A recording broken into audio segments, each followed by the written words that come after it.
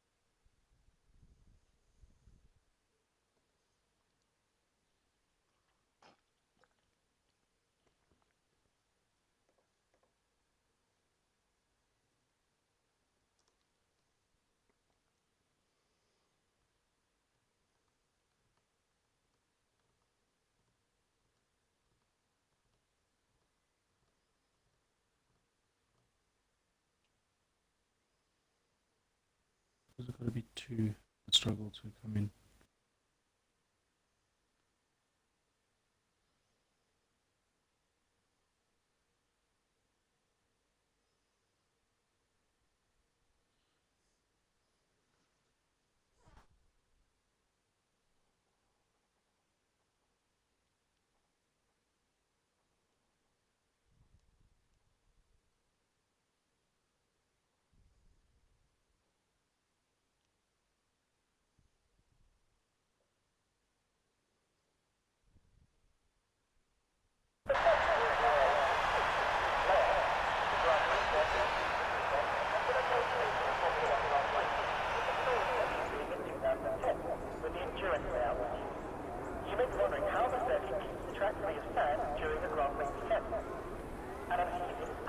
Right. Good evening, ladies and gentlemen. Fraser McKenzie here, and welcome to round 2 of the Talk of the Devil Racing League this evening. With me is the Martin Brundle to my David Croft. Mr. Ivan. Ivan, welcome along this evening. Good evening, Kenzie. How are you doing? Doing very well, thanks. We managed to watch some of the practice earlier this evening, and safe to say things look very interesting. Yes, very do. So yeah, here I am with. We're looking at some good times coming through this evening. Indeed, we saw a couple of the drivers getting into the 130s in practice earlier. But I'm watching Luke right now in the McLaren. Now he had a couple of good results in season 1, jumping in as a reserve driver for Ferrari at one point at Monza. And now here he is in McLaren. Yeah, I was fortunate enough to do a couple of laps with him in the Extreme 1 League. And he's definitely one to be watching out. He's got some pace to him. Indeed, and talking of the standings, as it stands in the we'll worry about the Extreme 1 League tomorrow evening, but tonight it's the Talk of the Devil League. Yes, it is. So let's have a look and see how things are shaping up in the championship just now as Luke comes down the final couple of corners to get ready for the first flying lap of qualifying. 19 drivers with us this weekend. The only driver not on the grid is our defending champion, Mr. Callum Harrod. He's the only driver that's not here this weekend, but he won't be overly concerned because new rules for this season is your best 17 results will go towards the championship, meaning you can afford to miss 3 races if you wanted to. Oh, that's actually really nice. Brilliant for the drivers because a lot of them couldn't make some of the races from last season, if I understand or under correction. Indeed, because not all the drivers can make all the races. There's DRS open for Luke as he heads down towards turn 11. This is one of 3 DRS zones on the track. One down the main straight, one heading towards turn 4, and of course the one we just saw back straight between turns 10 and 11. Yeah, the first corner is going to be a tricky one tonight. Indeed, we have seen our fair share of moments on that corner over the years at this circuit. This track has only started. It's been traditionally near the start of the season, but interestingly, it's only started the season officially twice. Once in 2006, and then again in 2007 with the endurance layout, which fans were not a big fan of.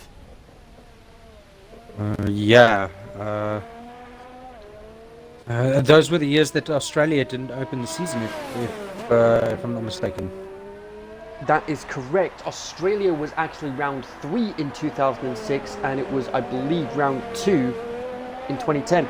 But nevertheless, the standings for the championship at the moment.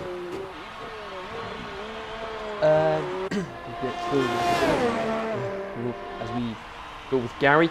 But anyway, and talking of Gary, he actually won last week's race. Stephen Harrison getting second place, while Callum Harrod got third with the fastest lap. So he ends up with 16 points. Panagiotis in the Ferrari managed to get fourth. So in the Constructors' Championship, it is Ferrari with 37 points, Mercedes with 34, and Racing Point with 12 points, putting them third in the championship. Unsurprisingly, you've got Ferrari and Mercedes up the top, but Racing Point third in the championship, fantastic for them. Yes, it was a really interesting race to be commentating last week with being able to watch that brilliant drive from Gary Braden. Indeed, and as it stands, we've got Panagiotis, who we just mentioned, going fastest with a 1:28.8. He's currently fastest. Gary Braden about 3/10 slower on 1:29.1, and it's Jamie, Kyle, Luke, Matt, Chris, Lee, and in ninth it's Michael Booker and Hussein rounding up the top 10. And talking of Chris, I managed to interview him earlier today, and he had some we got to learn a bit more about Chris. He had some great battles with Kieran, in particular at Silverstone last season. Yeah, he's been following Formula One for quite a long time. Indeed, the first year he watched Formula One was the year that Damon Hill won the championship for Williams back in 1996. Back with the naturally aspirated motors. Brilliant sound to those vehicles. Indeed, I do miss the sound of those beautiful V10s. Stephen in the Mercedes has just gone up to third with a 1:29.8. Meanwhile, so I'll say a great performance from Stephen last week. Second place in the race. It's a shame I couldn't watch that race because I was commentating on the Academy race that was running at the same time. Yeah, towards the end there was a fight between the two Mercedes-Benz drivers for that fastest lap. It was quite a nail-biting last 2 to 3 laps with the two teammates battling it out. Indeed. Meanwhile, we've got Dean here for Red Bull. Dean is Stephen's brother, so there's going to be a bit of sibling rivalry this season. I'm actually spectating Dean at the moment. Yeah. Well, he's definitely looking calm, he's looking focused. He's definitely looking good in the Red Bull. Yeah, it's a very good car to handle. A lot more stable than what it was in the last version, or the last game, which was 2018. And if you have to look at the season running at the moment, the Honda-powered motor is getting their first win within 25 years, being in Austria. And Max Verstappen having a really brilliant race in Hungary with that Honda-powered vehicle. Yeah, despite him finishing second because of his tyres just giving out on him towards the end, but he did manage to win in Germany. Yes. A week beforehand. Yes, that's so many people still talking about that wet race in Germany. It was the first time the Formula One drivers actually got to take the cars out and do some wet laps, and caught out a lot of people.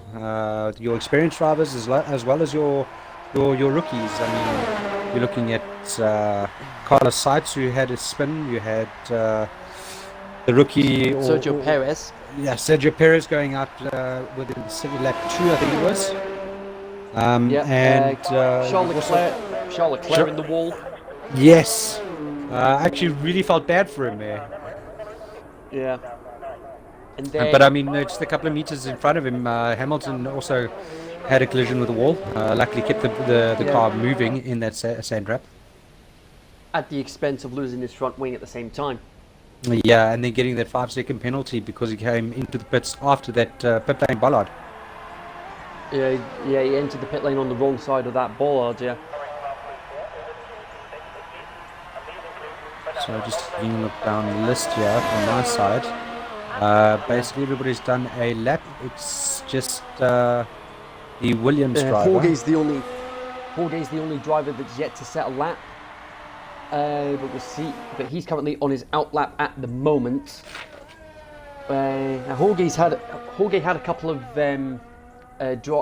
races last season, towards the tail end of the season, especially when one of the races being Brazil, and I believe he raced in the season finale at Abu Dhabi as well. I might be wrong on that one, but nevertheless,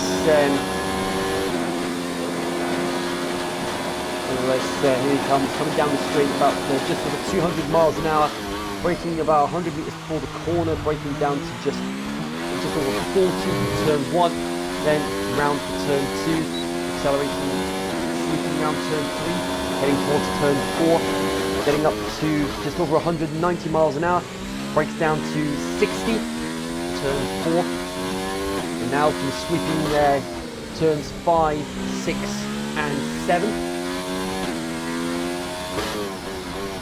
Time's looking okay at the moment. He's already into sector 2, that's turn 8. He's up to now, he's already halfway round the lap. Now turn 9 and turn 10, you've got to take a very wide line round turn 10. Yeah, this is a really tricky corner, yeah. Yeah, so like I say, you've got turn 9 and then you've got the tight turn 10. You've got to take a very wide line to get the right racing line for turn 10. And then he comes around corner 12, which is ironically quite a famous corner from the previous track. Famous turn 12 in Australia. Yeah, and it turned out, as it turned out, the last corner, turn 16 in Hockenheim. Somebody actually made a meme about that after the race. Because Wall of Champions is the most infamous corner in Formula 1. Hockenheim turns 6, Hockenheim 29, Hockenheim turns 16. Hold my beer. Brilliant. Yeah. And in our case, like I said, we've got turn 12 in Australia. I mean, that's claimed a couple of victories over the years, and we actually saw a couple of people go off at turn 12 last week as well. Yeah, it's the famous corner. It's one of the tough ones to navigate. But I think we're going to get a couple of casualties coming through corner 12 on the specific track. It being a incline, and if you happen to get too much of that curve, Gary Brennan doing a 128.5. I'd be quite impressed if he did a 121 on this track. Oh yes. He's definitely put his time on top faster than his teammates. But yeah, so we've got about 5 minutes left in the section, and as it stands, it is Gary Bradley fastest, Hannah Johnson second, Stephen third, Mike fourth, Dean fifth, Kieran sixth, Willem seventh, Jamie eighth, Kyle ninth, and Luke rounding up the top 10.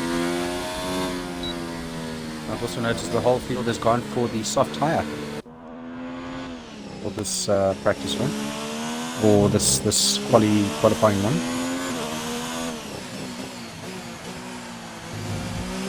And because we've only got 19 drivers with us right now, it means we'll be losing the slowest 4 cars at the end of this session. And as it stands, that is Gareth, Lee, Michael, and Hussein. Michael Booker. because we've got Michael Handel in the racing point and Michael Booker in the racing point as well. Oh my word, I didn't even notice that there. So we got the two Macs running in the point racing vehicles tonight. Yes, indeed we do. So just so that everybody knows, the two sister point racing vehicles, the one driver that is being subbed out or has a reserve driver in, it would be for Caesar. Indeed, because he couldn't make it in time, but hopefully we'll see him at the next race. And one thing I've also noticed, with the driver lineup, I believe it's a permanent driver change. I might be wrong on this one, but Panagiotis is in place of Matt Ashman at Ferrari. Yes, from what it looks like, it definitely would be a permanent seat. I'm pretty sure Matt Ashman will be continuing to handle things on the admin side of things. It's good to have him part of the league still, even if it's in an admin role. Yeah, I say same goes with Joe Allen, who was Callum Harrod's teammate at the same before heading to Force India at the time for the second half of the season, and then it was a case because he didn't have the time to do the racing, he said he'd still carry on the admin side of things. Brilliant stuff. Nevertheless, Gareth managed to get himself out of the danger zone. Teammate Jimmy in the Haas is now in the danger zone. Got a minute 20 to go. Lee and Hussein are not going to have time to do another lap, so they are going to be eliminated regardless. Michael Booker, not quite being able to improve on his lap time. And he spins it! He spun it out of turn one, and that means his lap's ruined, and he's going to be out of qualifying. So we've got our first casualty of the first corner. And all heads up! Whoa! My goodness me! And Jimmy in the Haas had an off-road excursion of his own, but thankfully managed to keep it out of the wall. And he experienced all damage to his front wing. That's his lap ruined as well. And that means he's going to be out of qualifying as well because of the front wing damage. He's quite lucky there. Very, very lucky to come around the corner and actually hit the vehicle side on like that. It's so easily lost So that is it. I say he lost part of his front wing, but there we go. It is Jimmy, Lee, Michael Booker, and Hussein who are all out of qualifying. I mean, Michael Booker 8 seconds slower than his best time. He's not going to be improving on that time. So there we go. It is Jimmy in the Haas, Lee in the Toro Rosso, Michael Booker in the Racing Point, and Hussein in the Alfa Romeo. Those four drivers are out of qualifying. I'm currently spectating on Jorge in the Williams. He is doing a flying lap. Maybe he can just improve on his time. Although he's made it through. Oh no, he's definitely coming into the pits, but he's definitely made it through to the second round. The second part of qualifying. Chris in the Renault is coming into the pits as well. He's more than happy with how he's done as well.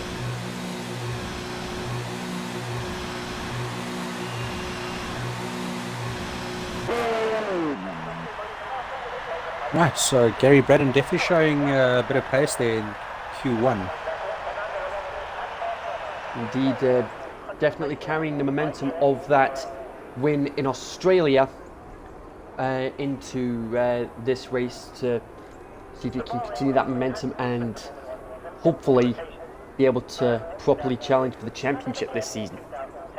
Well, he's got a good chance in Ferrari. Indeed, and after his performance in Australia, it definitely looks like he's going to be a very tough driver to beat.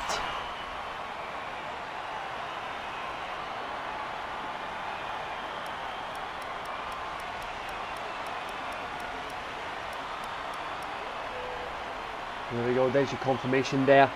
Jimmy, Lee, Michael Booker and Hussein all out of qualifying.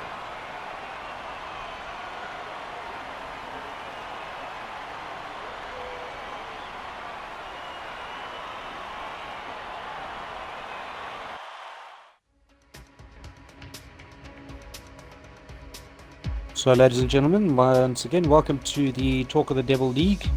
This is round 2 of season 2 in Bahrain. You are joining myself, Ivan Delport, and Kenzie Retro on commentary.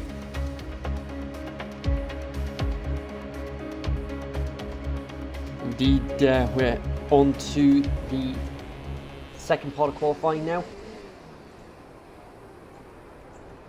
And for this part of qualifying, it is going to be pivotal to see who starts on what tyres, because if you make it through to the top 10 shootout, the tyres you set your fastest lap on in this part of qualifying are the tyres you can start, that you're going to start the race on. I see there's quite a mix on the tyres. Yes, there's quite a mix of tyres on the grid. All 3 compounds being used, especially the only driver on the hard tyres though is Kyle in the McLaren. The only driver on the hard tyres at the moment. Well, I was watching the practice earlier and I noticed that although the medium tyre is supposed to be 9/10 faster, or 0.9 seconds faster than the hard tyre, there's actually no difference between the times on those 2 different compounds. I think part of that might be down to the fact that you've got drivers that can show the same pace as the medium compounds. So if you're on the hard tyres, some of the drivers have shown that they can have the same pace on those hard tyres than you can on the mediums. It's definitely going to be an interesting strategy if Kyle keeps to the hard tyre. Definitely going to be looking at going into a long run for those. Indeed, that's if he makes it into the top 10, because the hard tyres, you're looking at potentially going to essentially half distance in the race if you manage to start on the hard tyres, if you make it through to the top 10.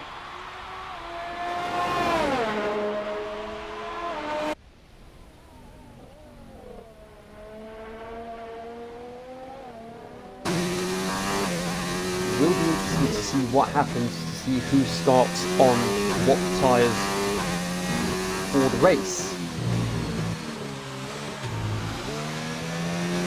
It's the 3 hardest compounds that we've got. I mean, yes, it's soft, medium and hard, but it's the C3, C2 and C1. Those are the 3 hardest compounds that we have for this weekend. It's definitely made a nice equal balance from last year, where they were running 7 different colours. 6 different colours? It was technically 6, because the only tyre compound they didn't use was the super hard, which got me thinking, what was the point of making the super hard tyres to begin with if you weren't going to use them throughout the season? I think they were just there as for testing purposes. I remember with the changes coming through in 2021, tire deck is going to have to be a thing of the past. Yeah, and we've got a couple of years to wait for that to happen. Jamie going fastest with a 1:30.6. Kyle on the hard tyres, it's an okay lap. A 1:31.5. Willem in the Williams, a 1:30.0. Mike 1:29.6. A lot of people are starting to put in times now,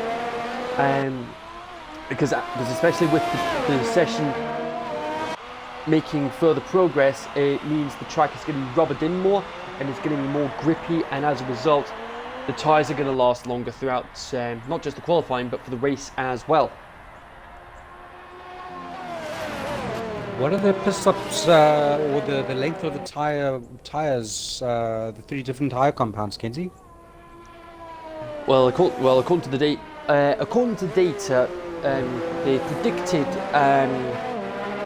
the predictions are the soft tyres lasting between 8 and 18 laps, the mediums between 20 and 30, and the hards between 29 and 39 laps.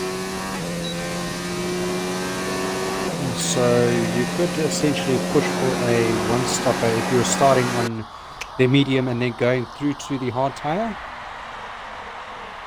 And that's providing you can A, show good pace, and B, are good with your tyre management. Yeah, it's a very rough surface around here. So you're going to be putting in hard laps. Don't think you're going to get much tyre life out of any of them. Well, with the fact that, oh, hang on, Willem, it's just come up on the screen here that Willem is getting a 5-place grid penalty for a collision with Matt Dixon. That's going to be interesting. And that would have been coming into the pit lane.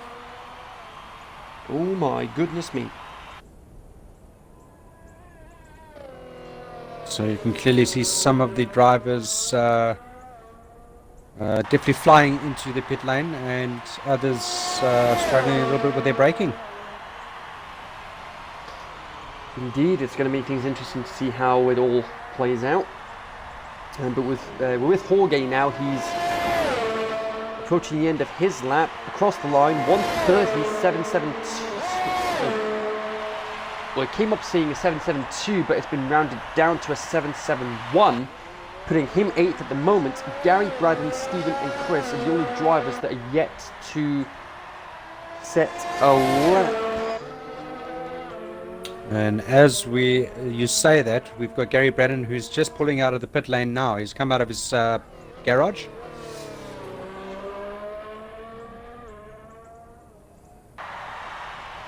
We'll wait and see. Yeah, we'll definitely wait and see what happens. So yeah, Stephen coming round, final corner. As we see one of the McLarens coming into the pits, and Stephen, that is a great lap from him, a 1:29.337 on the mediums, and Panagiotis responds to 1:29.1 on the mediums. Well, we could definitely see the guys going for interesting strategies. Myself, if I was Stephen, I'd probably be okay with that lap and try and save as much tyre life on that tyre if you're going to be going on the medium.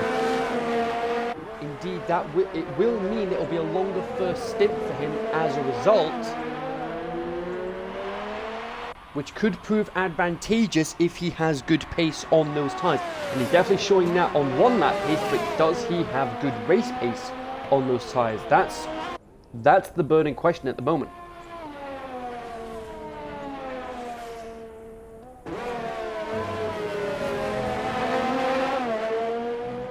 I see Kyle in the McLaren has definitely gone for a medium tyre now.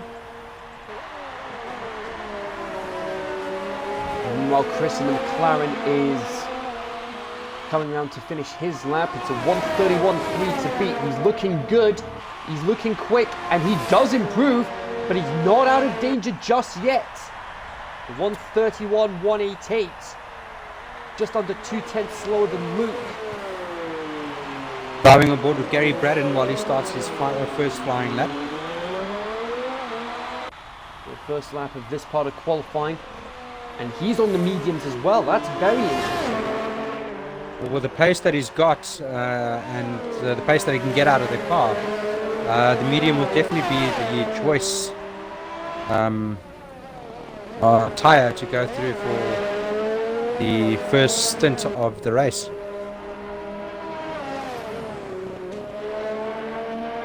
Indeed, we've got Dean in the Red Bull starting to blaze it down the track as one of the Renaults has gone slightly wide.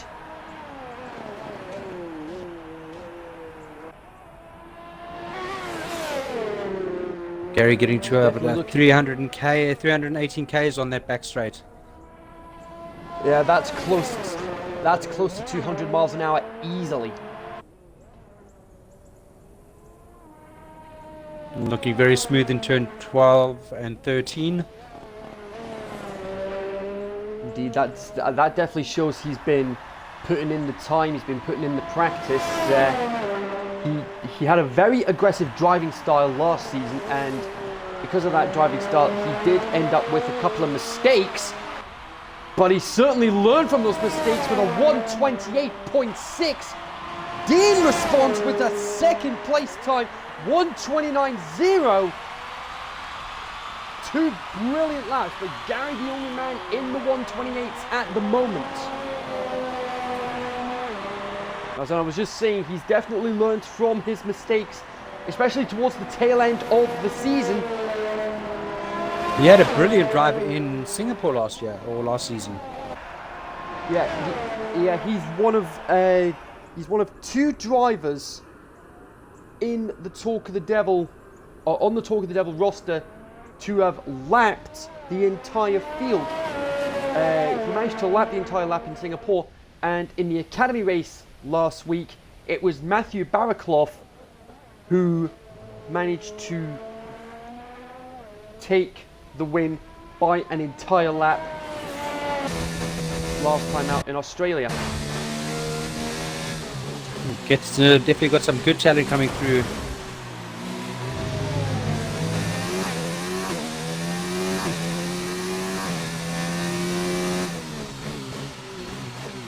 So in Q2, it is the bottom 5 that get eliminated. Indeed it is, and as it stands, it is Matt Dixon, who was a commentator for season 1. Then you've got Luke, Chris, Kyle and Gareth. So you've got the 2 Renaults and the 2 McLarens alongside the remaining Haas in that bottom 5 at the moment. Quite interesting. I see the top 7 have all gone for the medium tyre, and we've got from 8th to 11th all on soft. Not putting in good times there with those soft tyres. Yeah, one of those drivers being Matt Dixon, who has, it looks like he's run out of fuel on his lap. That is not what he would have wanted. It's going to be touch and go if he can get out for another lap, but it doesn't look likely. Kyle's coming out for another lap. He's looking to try and avoid being eliminated.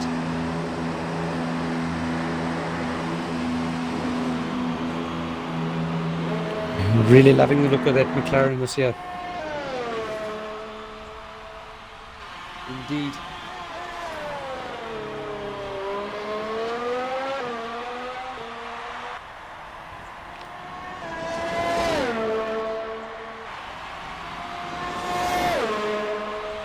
Borgay going for another lap. He is in danger of being eliminated. There's not much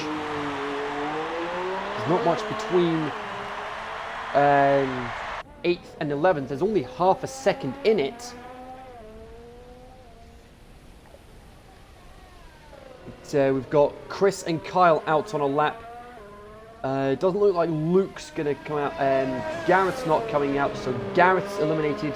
Luke's eliminated. Matt Dixon, he's going to be eliminated because he ran out of fuel on his on his lap before coming into the pits.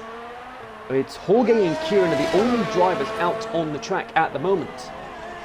And as I say that, oh, we've got someone else. Yeah, that's Gareth, but it's but he knows he's out of this part of qualifying, so he's not overly concerned.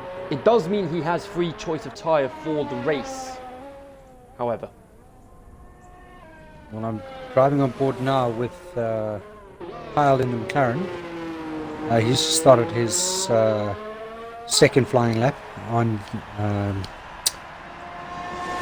this qualifying session. Big question now is he going to be fast enough to be able to make it out of qualifying? Jorge, that's interesting. Jorge actually into the pits. That's interesting. Is that going to be a brave? Is that a strategy call from the team, or is that going to be a decision he could end up regretting? Oh, Kyle running a little bit over those curbs coming into 9 and 10. Put him off his line quite a bit there. But he does look like he's got the pace. Indeed, yeah. So yeah, that's it. Matt and Luke both out, as is Gareth. Meaning Chris... meaning if Chris and Kyle can improve on their lap times, it will mean Jamie and Jorge will be out of qualifying. But oh, hang on, what's happened to Chris? Chris ran a little wide on the exit of turn 10, and that may have hindered his lap. He's very slow on this lap. He's not going to improve. 130.2 for Kyle, so that's put him into 8th place, comfortably in the top 10. And that means Jorge is out. Is Jamie going to follow suit if Chris can improve? But look at that, he's almost 6 seconds slower. He's not going to improve. Chris is out of qualifying as well. So we've got 8 of the top 10 drivers starting the race on mediums. Gary Dean Panagiotis, Stephen Kieran Mike Handel, Willem and Kyle. They are going to start on the mediums, while Devon in the Alpha and Jamie in the Toro Rosso are going to start on the softs. Some strategies coming into play there. See that both the Ferrari drivers are running the medium tyres. Yeah, but the interesting thing here is that Panagiotis' mediums are 2 laps older than Gary's. Well, that plays quite nicely into team strategies. It'll force Gary's teammate to come in a little bit earlier so that you don't have this double stacking happening. Indeed.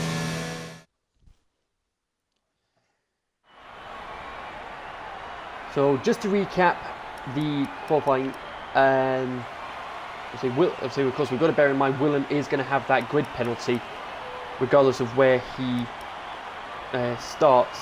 It's Gary Dean Panagiotis, Stephen Kieran, Mike Handel, Willem, Kyle, Devon and Jamie all through to the top 10 shootout, leaving Jorge, Matt, Luke, Chris and Gareth all out of qualifying, but they will have free tyre choice. 8 of the top 10 drivers starting on mediums for the race, which will be getting underway in about 15 to 20 minutes from now.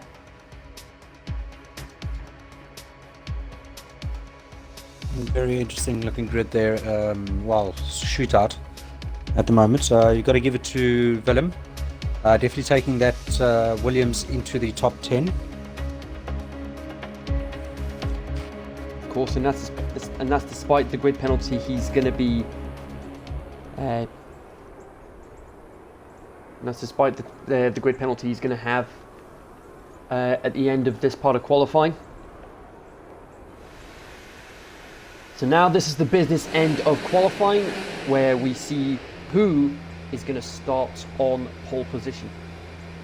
I'm expecting a couple of the guys to get to the 128.4 mark to the low 128.1s. It'll be interesting to see if anybody can get to the 127 mark. That would be very interesting to see that happen. Hey, you never know. Alright, so we got Kyle out first. And Dean following suit. One of the racing points. And oh, hang on, we almost had a collision in the pit lane. I believe that was. I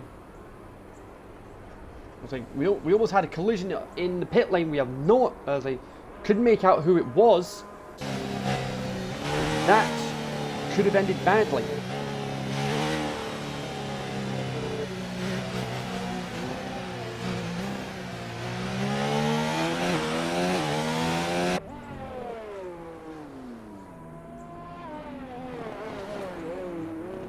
Guys are taking it really calmly through corner 10 there for the outlaps.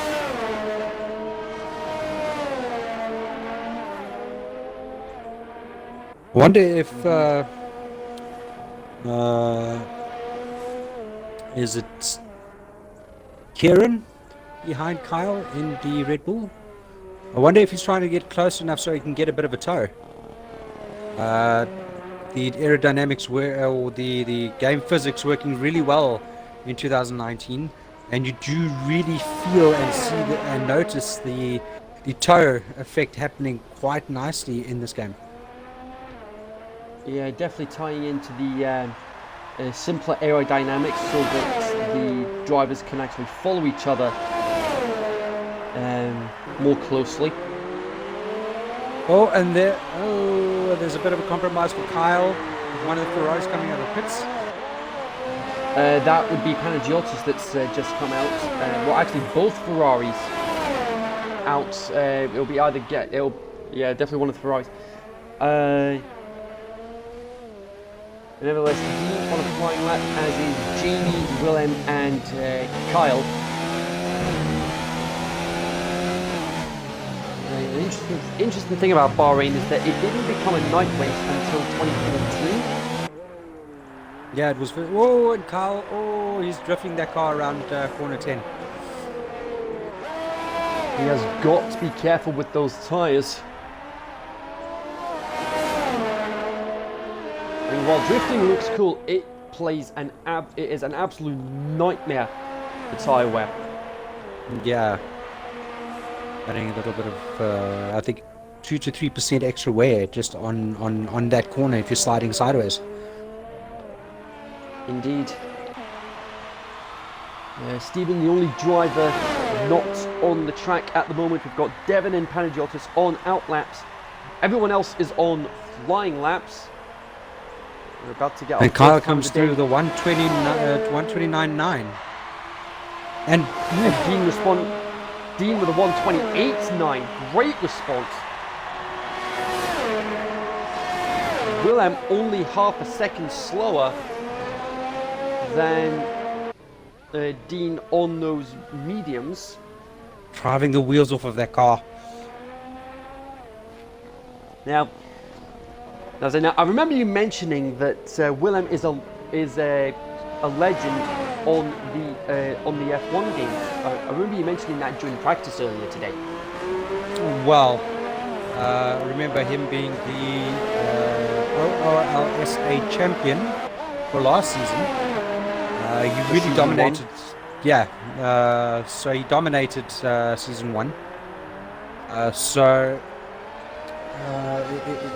You can definitely see his talent coming through in the race that he's doing, or the pace that he's getting out of Williams. Yeah, and it looked like Dean had to slow down for one of the Ferraris. See, Gary's the first one in the 128.3 mark, so we're definitely getting below close to the 127. We could end up with a 127 time here, and Stephen is now on his out lap. He'll be getting ready for his flying lap very shortly. Nevertheless, here we go.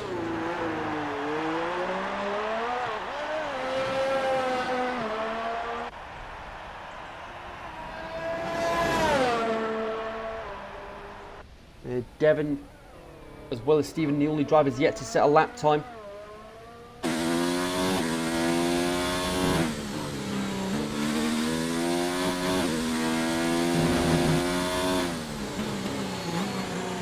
definitely looking very quick. The second place in Australia last time out, he'll definitely be looking to go one better, despite not having his teammate Callum here this weekend. Kizzy, I've got to ask, is there no reserve driver for the Mercedes-Benz team? Not to my knowledge.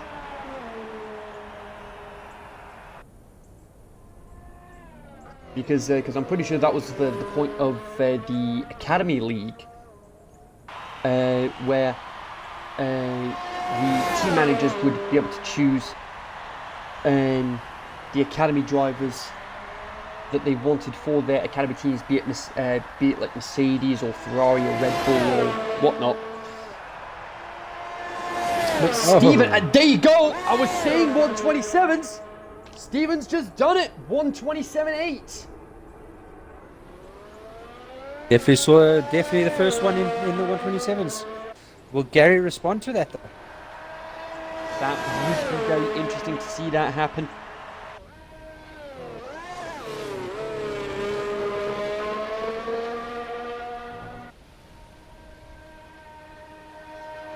We are coming towards the 3-minute mark. This is where the guys will probably go out for their second runs.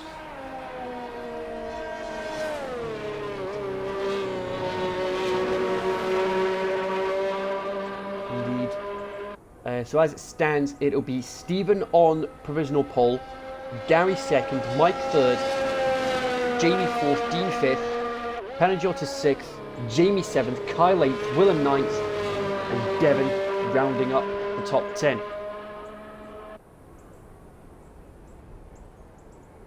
So that's the top 10 at the moment. It looks like Stephen here going very, very slowly. He's definitely saving the meat on those tires. Yeah. Now he's either going to be coming in for another. He's going to be coming in to put another set of tires on, or he's going to go for another lap. We'll wait and see what happens.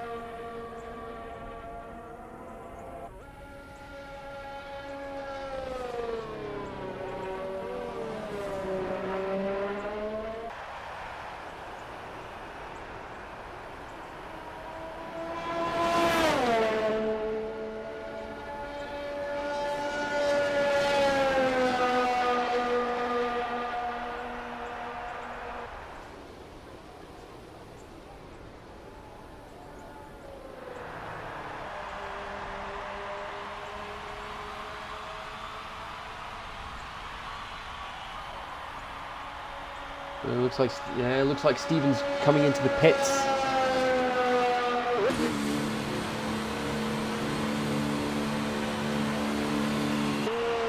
Stephen in the pits will be changing those tyres. See if he can get through to.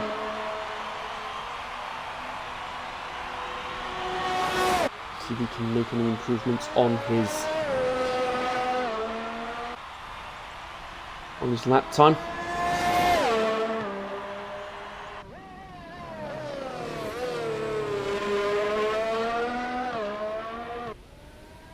Yeah, Gary, Mike and Dean all out on flying laps right now. Panagiotis and Kyle on out laps.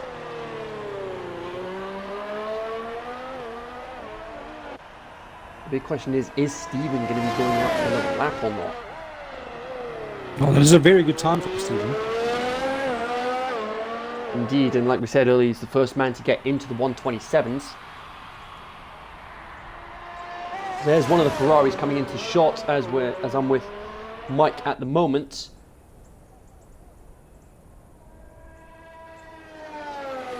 Mike's looking good. He's 2/10 up on his lap. That's a progress.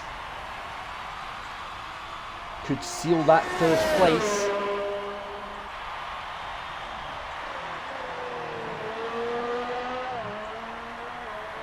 Yellow flags in sector 2.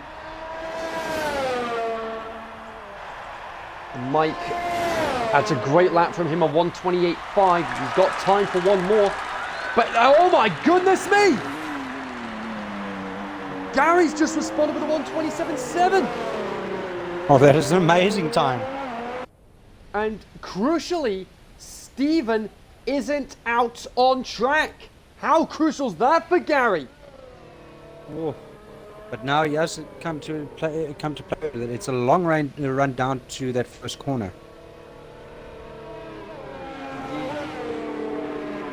So Mike decided to retire from the session. He's happy with his lap time.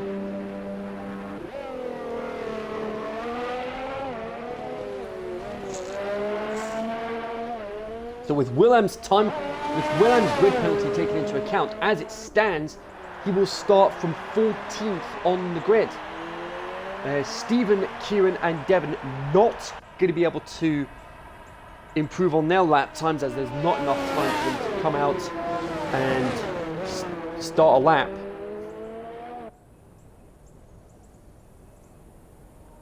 One of the Ferraris going wide. That looks, I believe that was Gary. Might be wrong on that one. Dean's a second slower than his best time. It doesn't look like he's going to improve. We'll see what time he gets.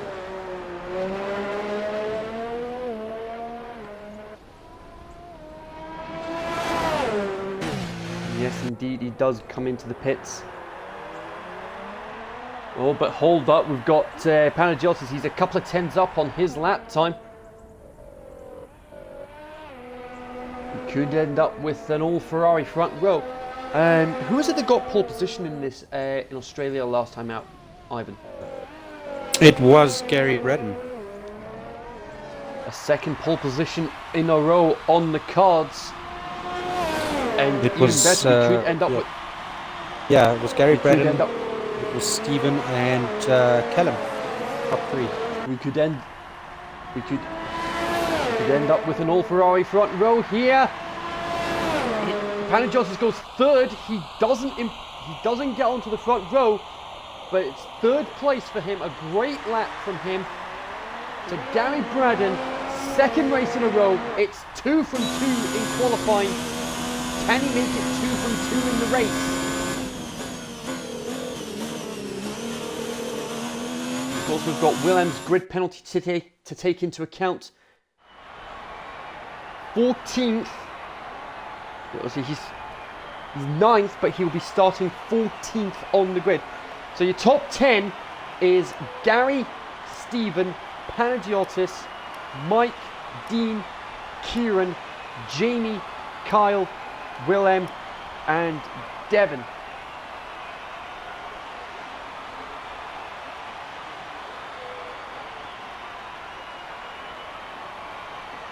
So Gary definitely getting into the 127s. Stephen coming into the 127s. I mean, it's 0.045 of a second between the two of them.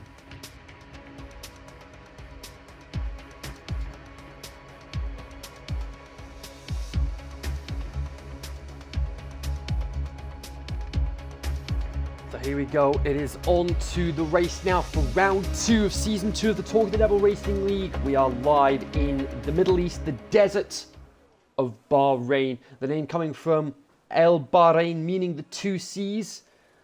And it's the first post-oil economy in the Persian Gulf. And the next race in Shanghai, you could fit the area of Bahrain into Shanghai 8 times over. And this is a great circuit.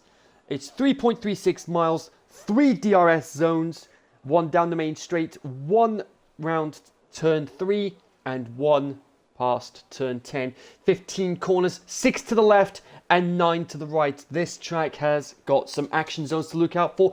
In particular, turn 1, we mentioned it in qualifying, and the triple overtake from Lewis Hamilton last season is why. Then you've got turn 4 in 2017, the battle between Vettel and Bottas, and the race starts in 2016, in particular, round turn 10.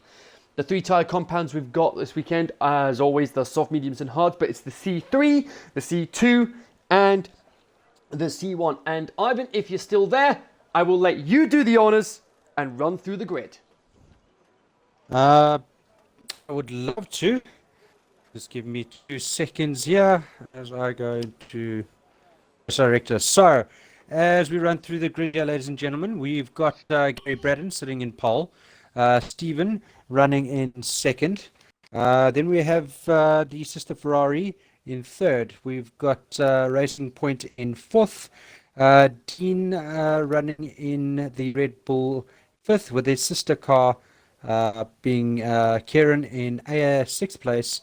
Seventh place is the Toro Rosso.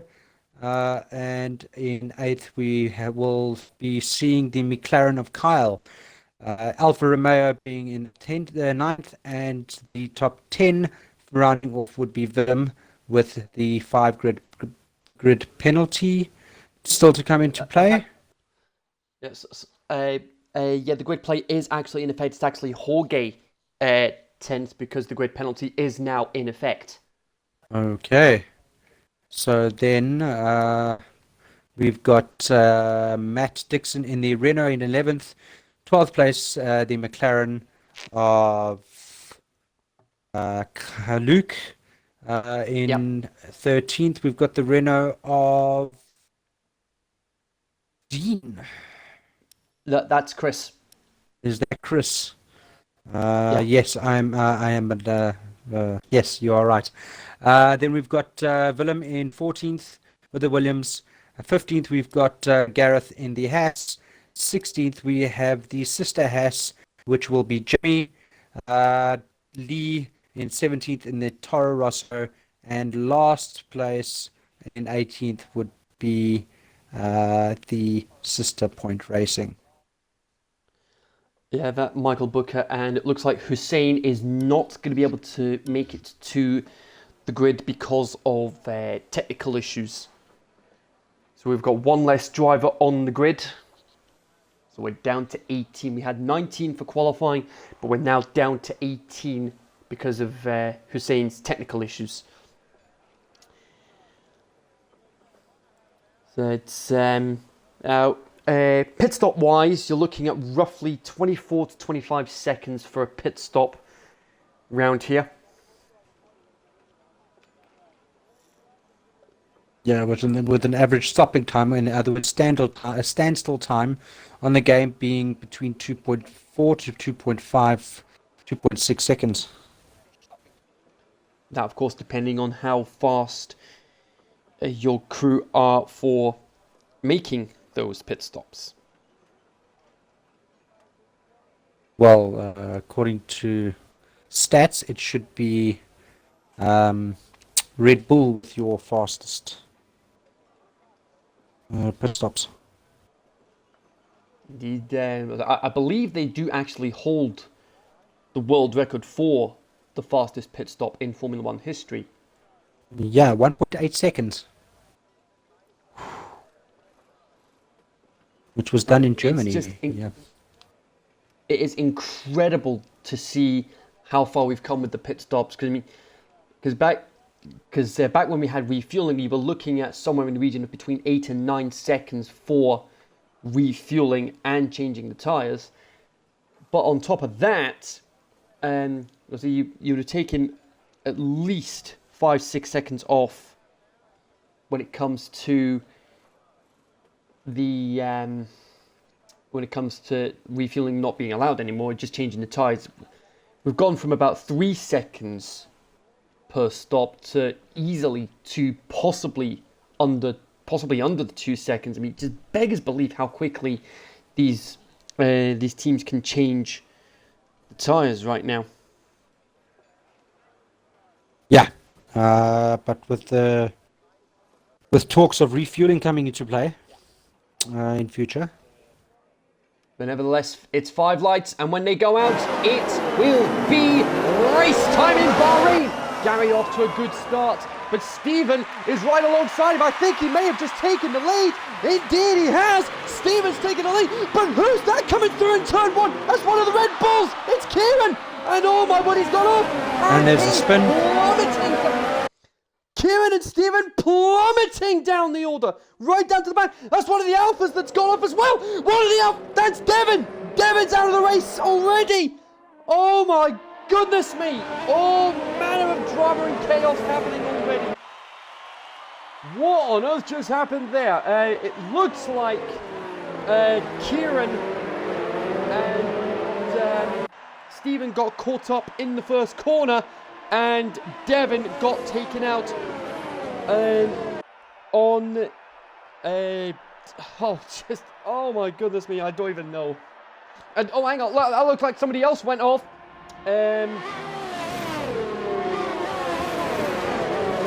Goodness me. The Ferrari's now. As they're behind Gary, we've got a great battle here between Dean and Panagiotis battling for second place. A great battle here, and it looks like Toro Rosso and Racing Point, they want a piece of the action as well. Unbelievable stuff here. I mean, Dean and Panagiotis, and Liz out of the race now. People are dropping like flies. My goodness me, Lee must have just put it into the wall. That's 2 drivers out already. Incredibly, Stephen and Kieran managing to avoid that first lap pit stop, but Luke is having to make a pit stop now. He's having to change his front wing.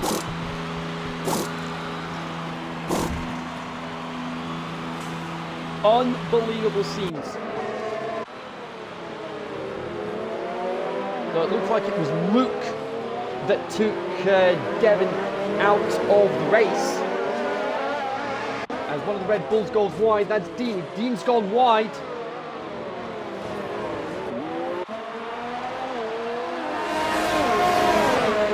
Meanwhile, a little further up the field, you've still got Panagiotis, Jamie, and Mike battling for that second place. Stephen's making his way up the field. He's up into 9th. Yeah, Matt Dixon, though, great start from him.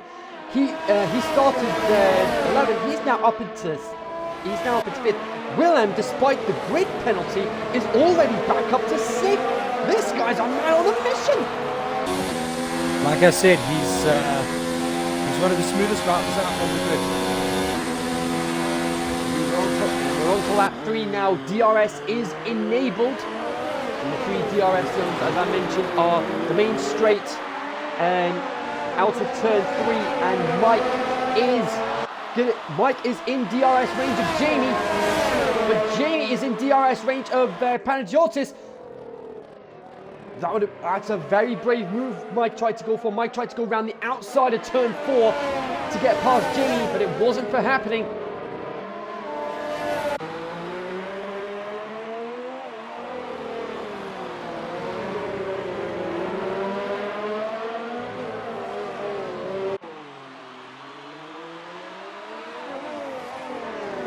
Incredible start here, plenty of action and plenty of drama, and Mike goes wide on the exit of turn 10. He's going to have DRS.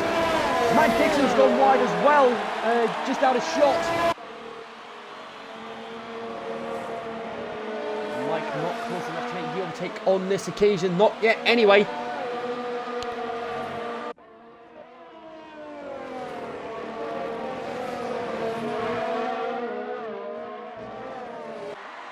And then it looks like we've just found out.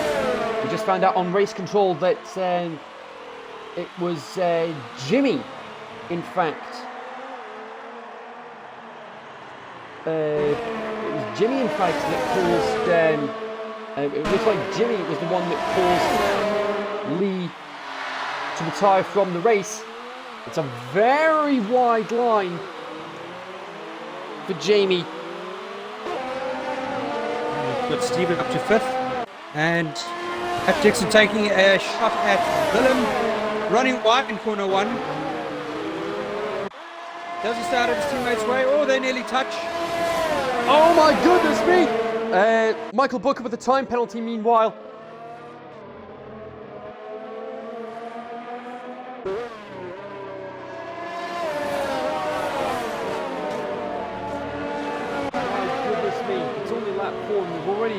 excitement here. We've got two Renaults following Willem in Williams. I mean, I wouldn't be too surprised if Willem ended up being with one of the big teams as at the first transfer window, whenever that's going to take place. When does that first transfer window happen?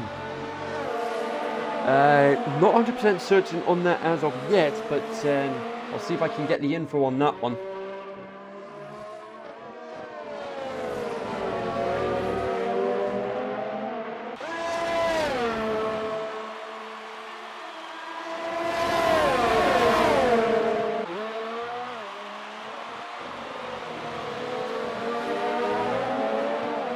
So we're on to lap 5. And it's Gary leading, Panagiotis second, Mike third, Jamie fourth, Stephen fifth, Willem sixth, Matt 7th, Kyle 8th, Chris 9th, and Gareth rounding up the top 10. Oh, and Matt runs wide again. And I see Kyle's definitely off the track there. Oh, Kyle's dropped a few places, but Matt's up into 7th now. As we have a Haas in the pits. That is Jimmy in the pits. That would have been for, no doubt, a front wing change. He's definitely gone onto the hard tyre.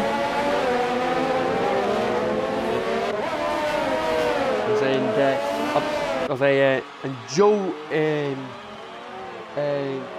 Joe saying that the first transfer window is Monaco because last season they skipped Monaco because the last one we want was for pretty much all the drivers to end up being wiped out at that race.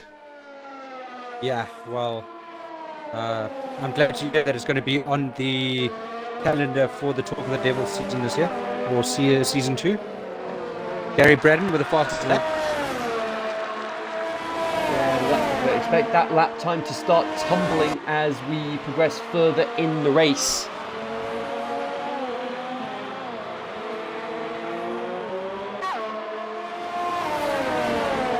Chris still following Max. Meanwhile, he's got DRS. He's going to go for the overtake. Oh, he tries to take him on the outside.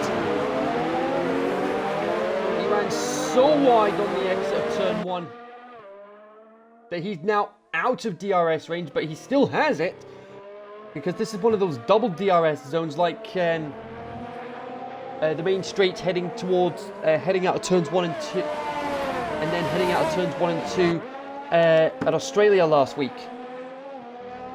Yeah. Jorge challenging Gareth and he's just passed Gareth in the Haas. He got past with relative ease there, so that's both Williams in the points now. But the small drawback with Jorge overtaking Gareth is that Gareth now has DRS, but so does Kyle behind him.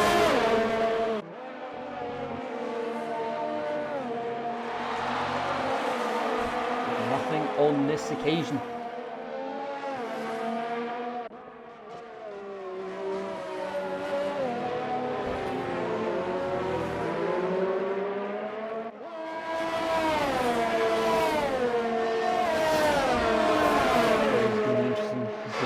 Lap 7, 50 laps to go. Still early stages in the race yet. And that's a very early stop for Willem. Very early stop. What are we in for? Is it a front wing change? No, it's just a regular... He's having his penalty. Ah.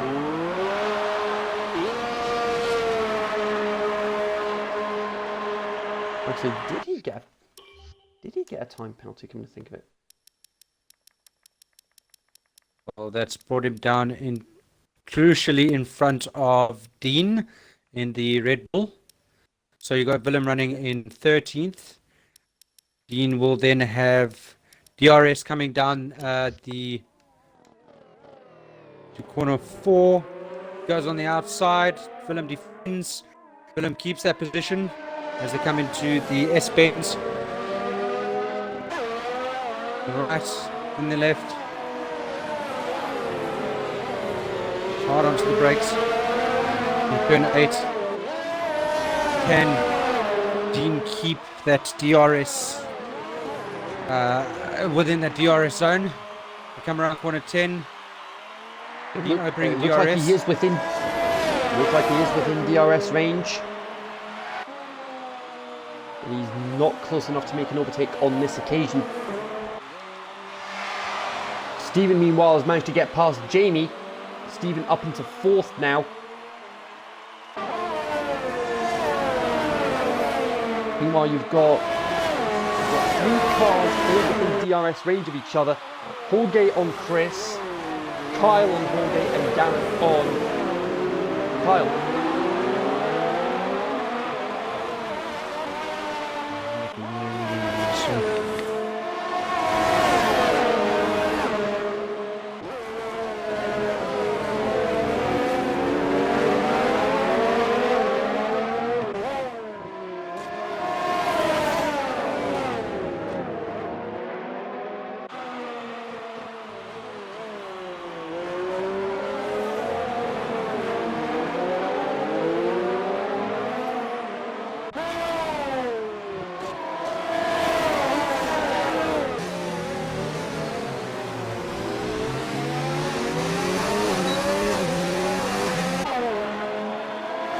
We see this battle. Oh, McLaren of Kyle right on the back of Renault there, easily taking that position down the back straight.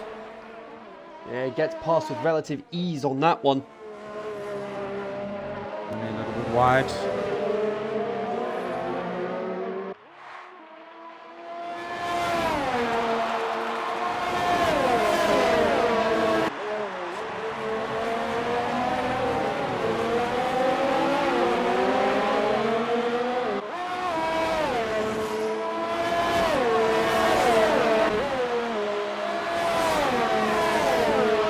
So yeah, while we're watching this battle that's involving Chris, a couple of other things that he brought up in his interview earlier this afternoon, that if he had the chance to drive any Formula 1 car in history, it would be the Lotus of 1985, the one that Ayrton Senna won his first race in at Portugal that season.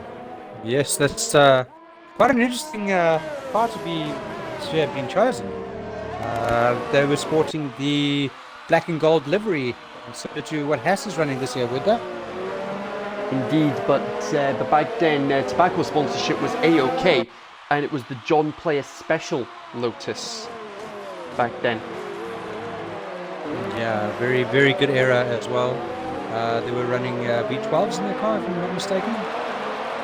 I'm pretty sure they would have been, yes. And this is before 1988 when you had turbochargers on those cars, and Senna ended up being 1.5 seconds quicker than Alain Prost in qualifying at Monaco, and he had such a dominant lead before crashing out at Portimao. Yeah, the legend, the one and only legend. Yeah, and if he got the chance to meet any Formula 1 driver, who would it be and what question do you have for the driver? Interesting choice. He went for Kimi Räikkönen, interestingly. And the question he'd have, he said, is there anyone that you enjoyed having battles with on the track? Well, Kimi Räikkönen's definitely had quite a few battles in his F1 career. Yeah, one of his highlight performances, without a doubt, was Japan 2005, one of my favourite races of all time. Räikkönen starting 17th after a ridiculous qualifying session, and then he only went on to win the race. From 17th? From 17th on the grid, yeah. Amazing drive.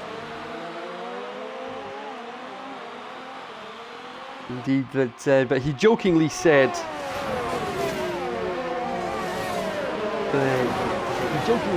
that he would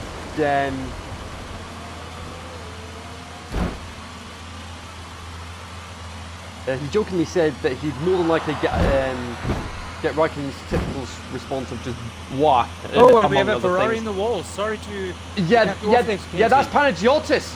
That is Panagiotis. He's struggling to get going. He's in the wall and he can't get moving again. He's plummeted down the order. He's out. He's been given the black flag for parking in a dangerous location. He couldn't get going. He's out of the race. So that Unbelievable. That is amazing. It's now 3 drivers out within this first 11 laps. And there's yellow flags in sector 1 as well. Unbelievable. But meanwhile, look at this. You've got a 5-car train here. By the looks of it. It's a...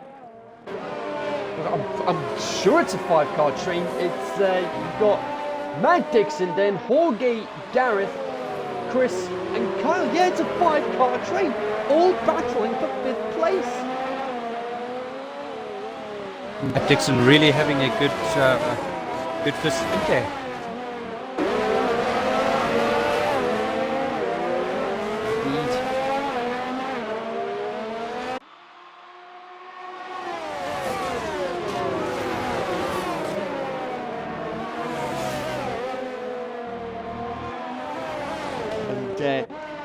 And something I just found out, going a little off topic regarding Formula 1, the Guinness World Records have recognised Sora from the Kingdom Hearts series in the 2020 Gamers Edition of Guinness World Records as the hero with the most appearances in a Square Enix game. Wow. That's quite an achievement. Indeed. And we have Kyle in the pits. It's a front wing change. Explains why he was falling down the order. Meanwhile, you've got Jorge trying to get past Matt Dixon for 5th place. Oh, he went for a lunge. Couldn't make it happen.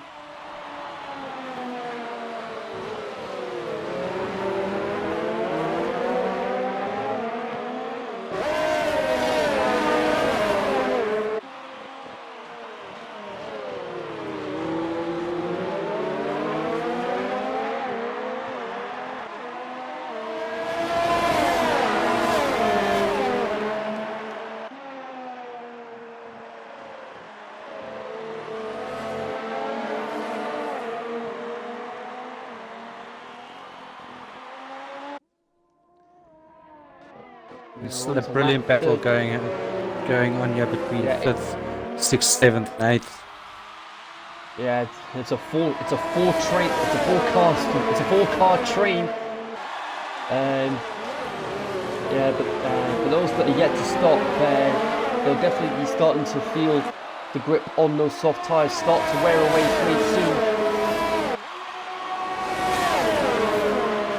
Jorge with DRS. And he's going to try and go for it. He's going to try and go for the outside of turn 1.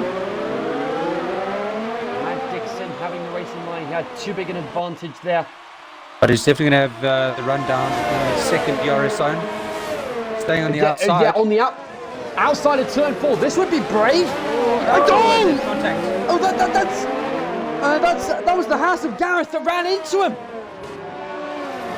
That was Gareth that ran into the back of Jorge. I think Gareth's got front wing damage.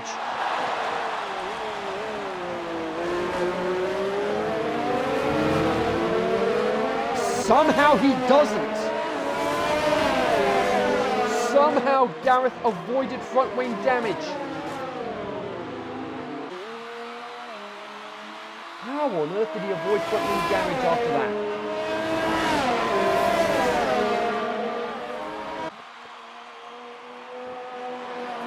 lap 14 now. Gareth still leading. Stephen second. Mike in the Racing Point third. Great performance from him. Jamie fourth. Matt fifth. Gareth sixth. Chris seventh. Jorge eighth. Kieran ninth. And Willem rounding up the top 10.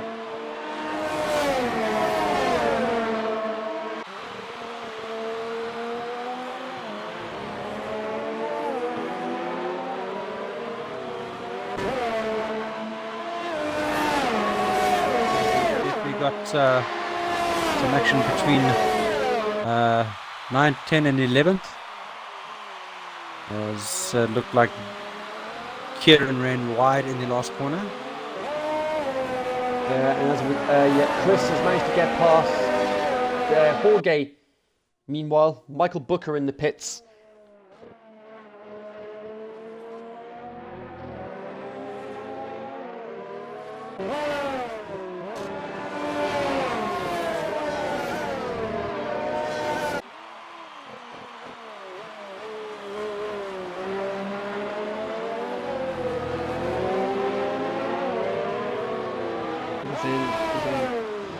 If they're just having a look at the championship standings at the moment as well, you've got Jamie and Willem both on 2 points, but I believe because Willem is lower in the standings, that's leading me to assume that he got the fastest lap outside of the top 10 last week, if I'm right in saying. Yes, I actually don't have that info with me at this present time, but we did have quite a fast, but all I can remember is the two Mercedes-Benz drivers going for it in the last 3 laps.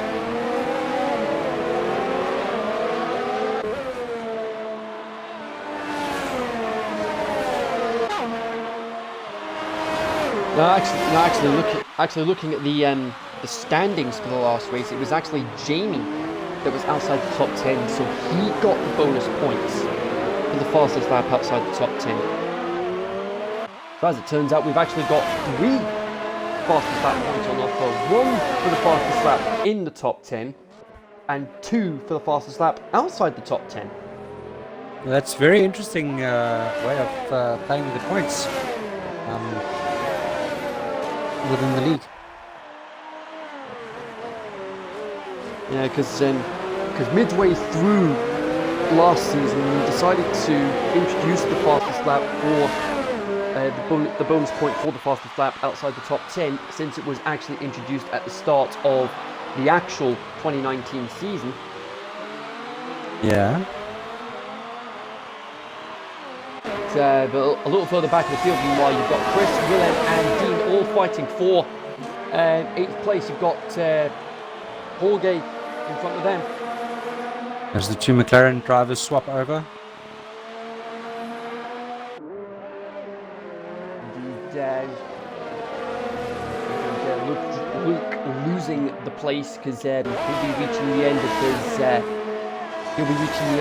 the tyre's lifespan. It's a wonderful battle going on here for essentially 5th place.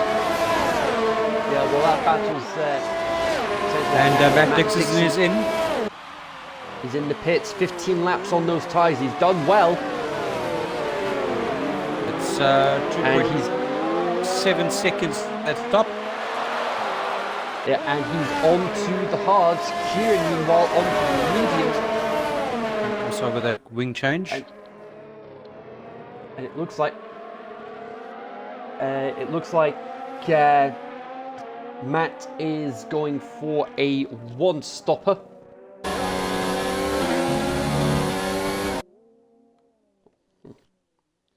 And the 2 McLaren drivers swap positions again. It's a great battle between them. For dare I say, for a split second now, I thought it was going to start to rain.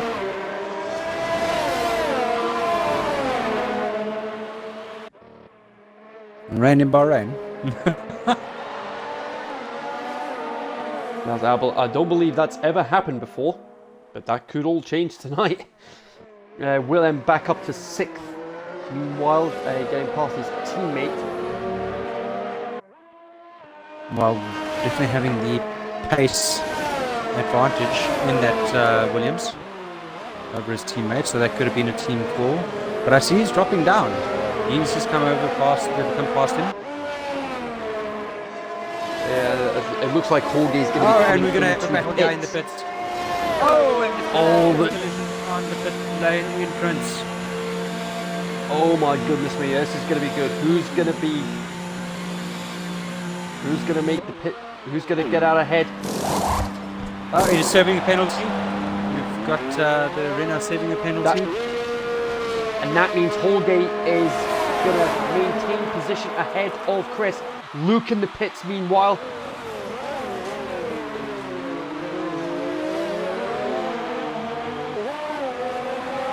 He's gone for the medium tire.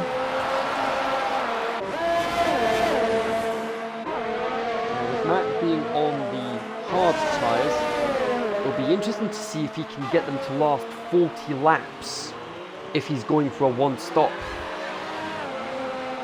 It will be very interesting, but personally I think a lot of these drivers will be going for the soft tires towards the end and try and push for that fastest lap. Indeed. And while we're on the subject of said fastest lap, it's Mike currently with the fastest lap inside the top 10. Outside the top 10, meanwhile, Luke is in the 135s, which means he'll get the 2 bonus points for that fastest lap, for the fastest lap outside the top 10.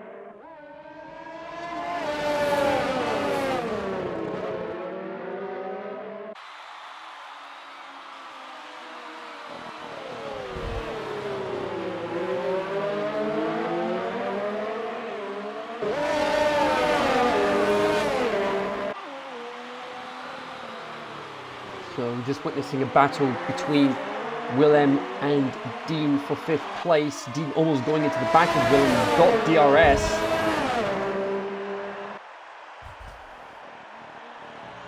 Willem not putting up too much of a fight, but he manages to maintain 5th place for now. Dean trying to go around the outside. Not for happening. He's going to try. He's going to try again down the back straight. He's going to be he's pretty close. Got a good slipstream. He's got to make the move.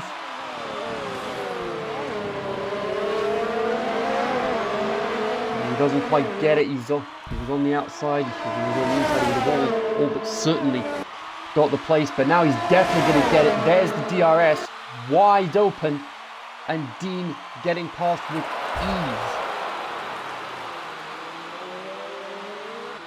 As a consequence of that, Willem is going to have the DRS.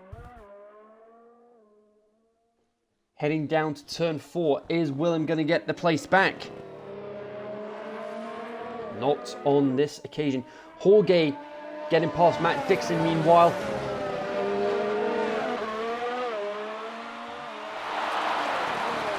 So there's been so much action down the middle part of the field where we've actually noticed that both Gary and Stephen have been running 19 laps on their medium tyres. Stephen fighting his way all the way up back into 2nd.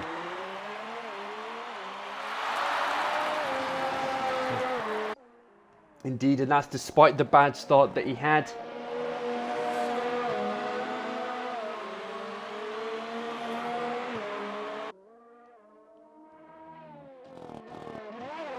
Jorge and Matt Dixon really having a good tussle between the two of them.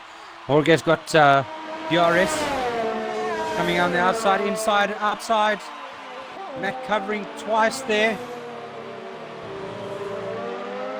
And Matt maintaining position.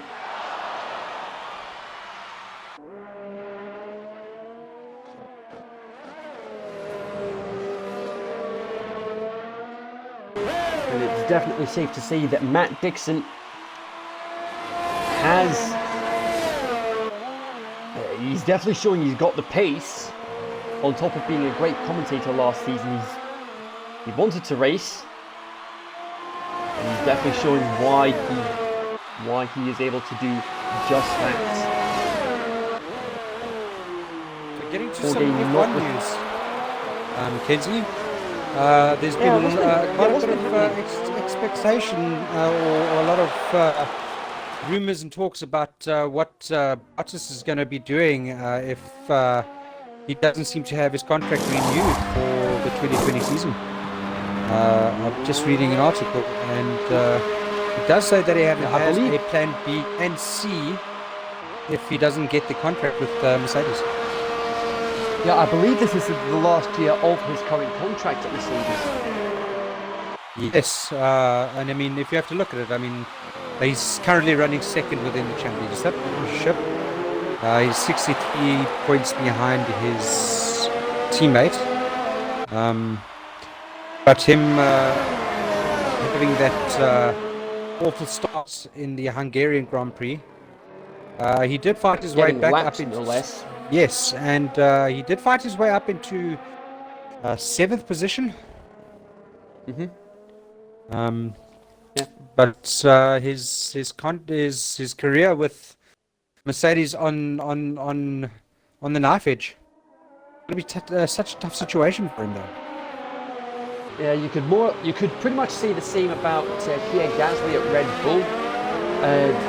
The scary fact is the fact that Daniel Kvyat in the Toro Rosso managed to get a podium in Germany, and Pierre Gasly yet to get a podium in the Red Bull. Oh, guys, coming down past Matt Dixon, sorry. This is going to be tight down to turn 1. They almost touch. How did they not take each other out? Some really good driving there from both drivers. How on earth they didn't take each other out is beyond me. Matt Dixon Gary having the and DRS Mike, there. Gary and Mike in the pits meanwhile. We'll join you on that. That's all. Where is Stephen? Gary comes our company in first.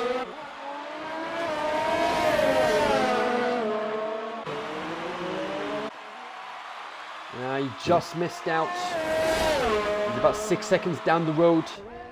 He's about 6 seconds behind Gary, but they stopped 1 lap apart. But meanwhile, and Jorge almost took his front wing out of Matt Dixon. He ran wide on the corner. He's given the place back.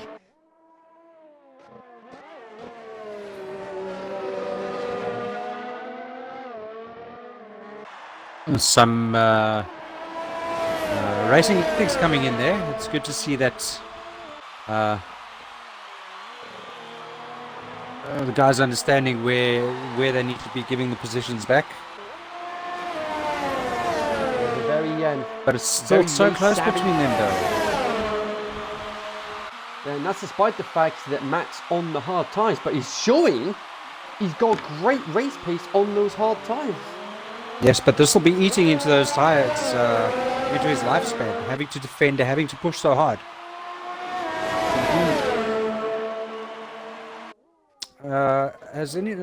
Kids, have you noticed that Jamie in the Toro Rosso has got 21 laps on those mediums?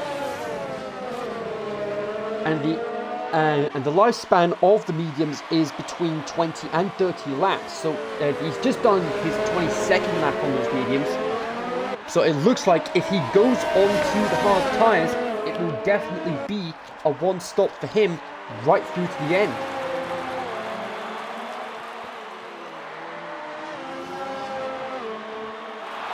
Jorge down the back straight, heading towards turn 11. He's got the DRS. Matt taking the outside line, but he's not given Jorge the opportunity at all.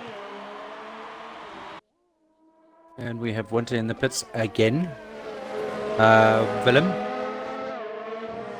Yeah, 16 laps on those soft tyres, though they were pretty much hitting the end of their lifespan. Goes on to the mediums. It looks like he might have to make another stop before the end.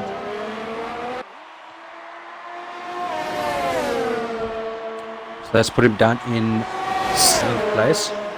Oh, Matt tried. Oh, and sorry to cut in there, but Matt tried to shut the door on Jorge, but Jorge having none of it, and Jorge finally getting past Matt Dixon. But Matt Dixon on the outside of turn 1 has managed to take the place back. What on earth is going on? And they're swapping places again. Yeah, Matt Dixon back ahead of Jorge. This is a great battle between these two. And, and Jorge on the outside shuts the door on him. And Jamie in the pits. And Matt takes a dive down him, but he goes wide. He goes wide, and Jorge says, "Thank you very much." And now Matt's starting to plummet down the order.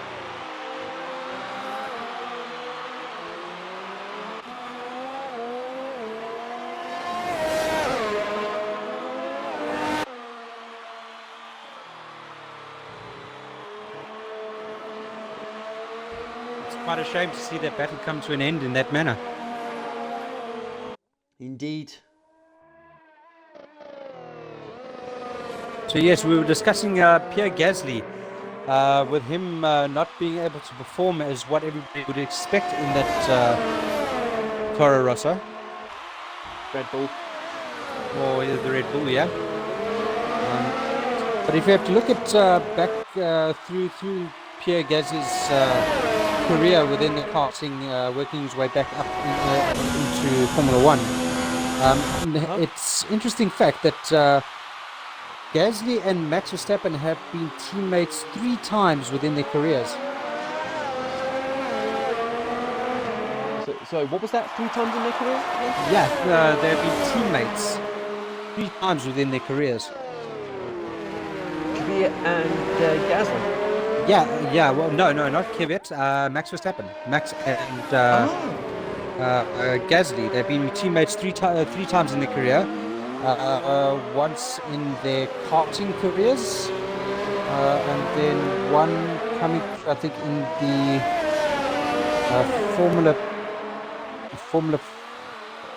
Formula Renault series, and then they were teammates in the Formula 3 as well. Yeah, because of course I believe Max Verstappen didn't actually race in Formula 2.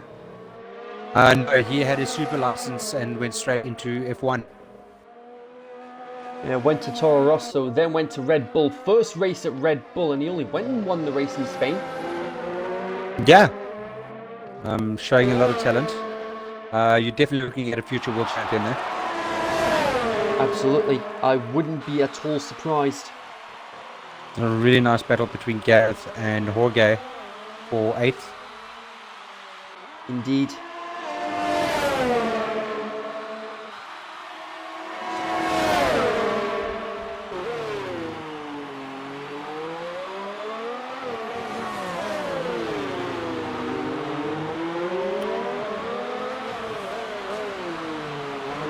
Very, very close between them.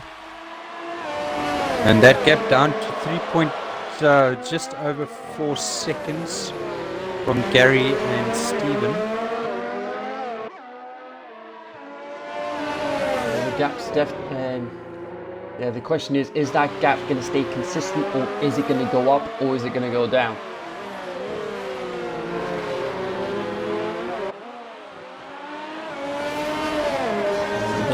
See what happens over the next couple of laps here. Indeed. We're approaching half distance now, and everyone has made their stop.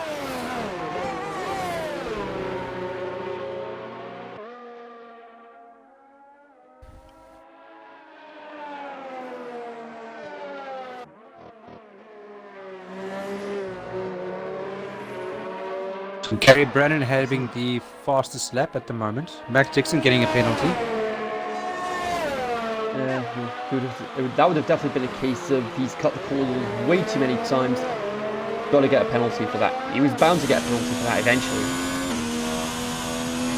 So we've got Gary having the fastest lap at the moment with a 1:32.064. But again, like I said, expect those times to start to tumble.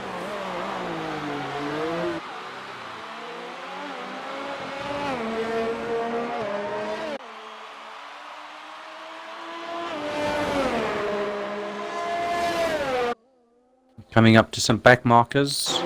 Stephen. Stephen just got past Luke. And Luke battling Chris for so it's not essentially a point-paying position, but what it does mean, if he's lucky, it means that Luke is currently the man with the fastest lap outside the top 10, so he'll get the 2 bonus points for that. So if I may ask, why is it 2 bonus points? It was something that came into it was something that was suggested by the admin team during the off season, that they thought that it would be good to have 2 bonus points on top of the regular bonus point for the fastest lap outside the top 10. So it's essentially 2 points for the fastest lap outside the top 10 and just the regular point for the fastest lap within the top 10. Okay.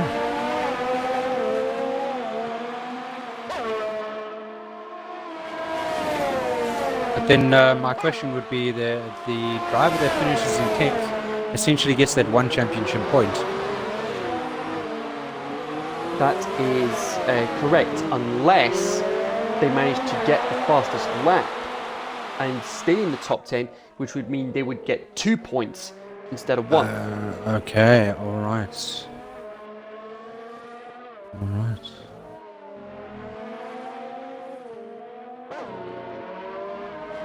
Whereas if you're someone like Luke right now, and you manage to get the fastest lap outside the top 10, you'll end up with 2 bonus points, meaning that's the equivalent of finishing 9th in the race. Yes. And it's definitely proven to be a great addition to the championship, the fact that we've got points for the fastest lap. Yeah, that'll definitely shake up the grid, or shake up the standings towards the end. And Dean is lapping Kieran there.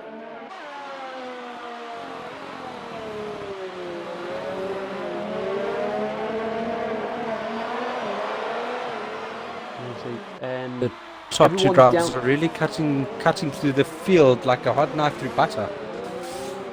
Indeed, and talking of cutting through the field, the gap is closing between the 2. It was 4 seconds a few laps ago. Stephen's got that down to nearly 3 seconds. Gary having the fresher tyre of the 2 though, 1 lap younger.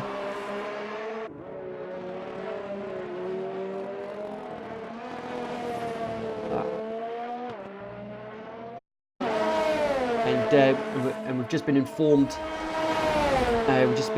By Ben Hazelwood that Gareth has a technical problem with his tyre pressure sensors. Oh, that could make life very interesting. Indeed.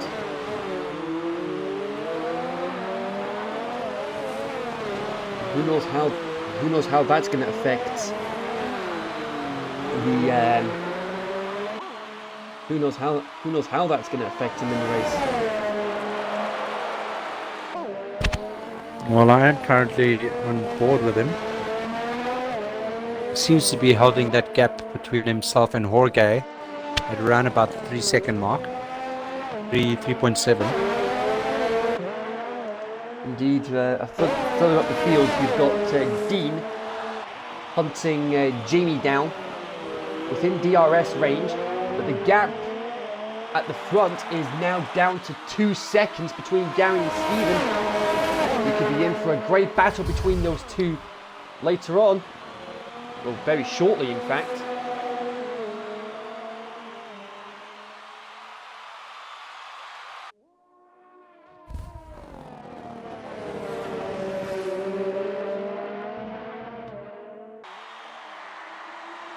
Dean closing that gap to Jamie meanwhile.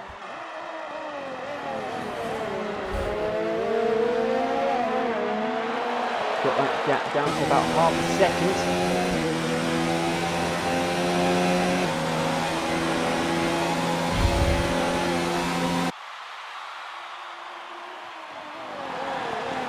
Oh, the gap's down to it's kept down a couple of hundreds. Definitely gonna have the run down to corner 4. Comes out, takes a look. No, it doesn't look like he's going to be taking the move. He's not. That's not going to be happening at the moment, anyway.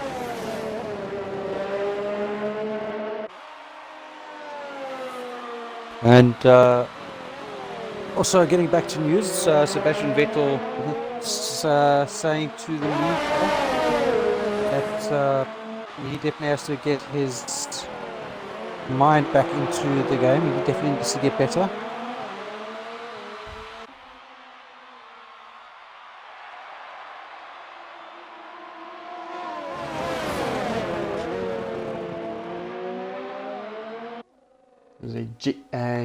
Dean still battling with Jamie meanwhile. They almost touch.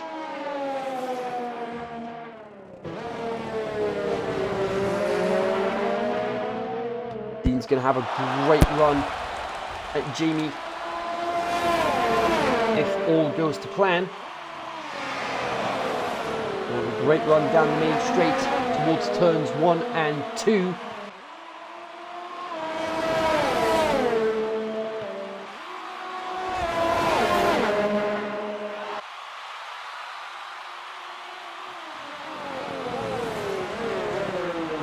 Trying to take the racing line. But oh, and they almost touch!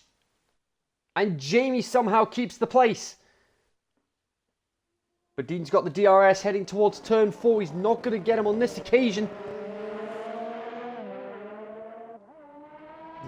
The gap between Stephen and Gary, meanwhile, is down to 1.5 seconds. And it's still falling.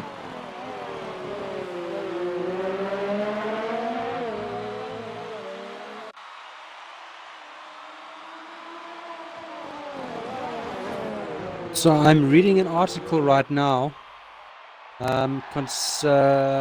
which is the content is about F1 would now reconsider Hockenheim drag strip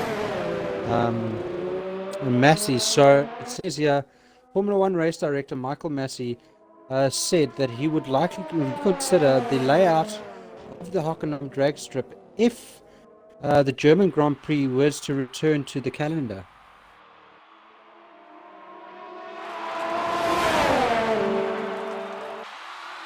Now, I believe the drag strip is turn 16, I believe. Yes, that is why you saw Hulkenberg, Seitz, Leclerc, Hamilton all end up going onto that drag strip. And in the wet, it's you might as well call it ice with these Formula One cars.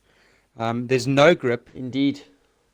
And that's essentially what cost Leclerc his race, because as soon as he got onto the drag strip, the car was going one way and that was straight into the barrier. And safe to say on the team radio afterwards, he was not happy. Definitely not.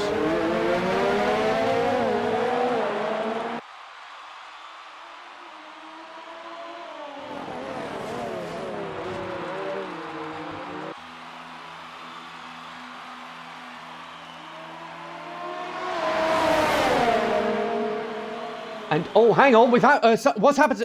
We've had. Oh, I believe Chris is out of the race because I just saw Jamie and Dean. Right, here we go. first spot is a DNF. And yeah, that's Chris. Chris is out of the race as well. I don't see any debris on the track, but I believe he must have put it. He must have had. He must have had technical issues.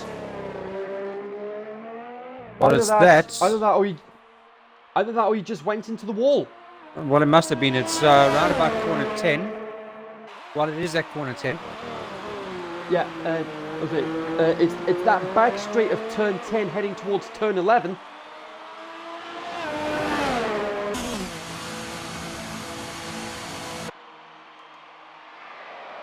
And there is a really good battle going on between Matt and Luke. Luke. At the that moment. last point position. Yep. And they both run wide. Matt's gone wide. He's going to go into the And Luke takes the place. and he my just goodness misses me! And he almost takes a racing point with him. Oh my word. Talk about unsafe re-entry into the track.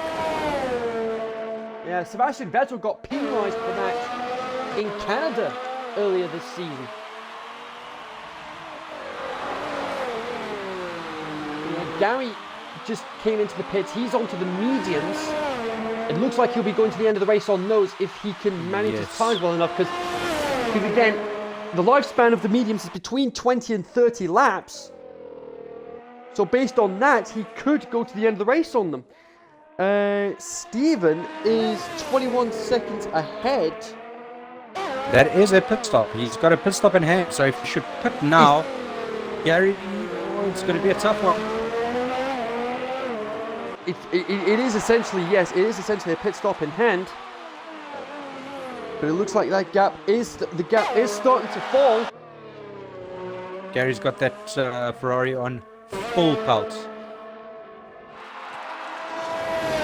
Well, Stevens turned it down slightly because he'll be coming into the pits.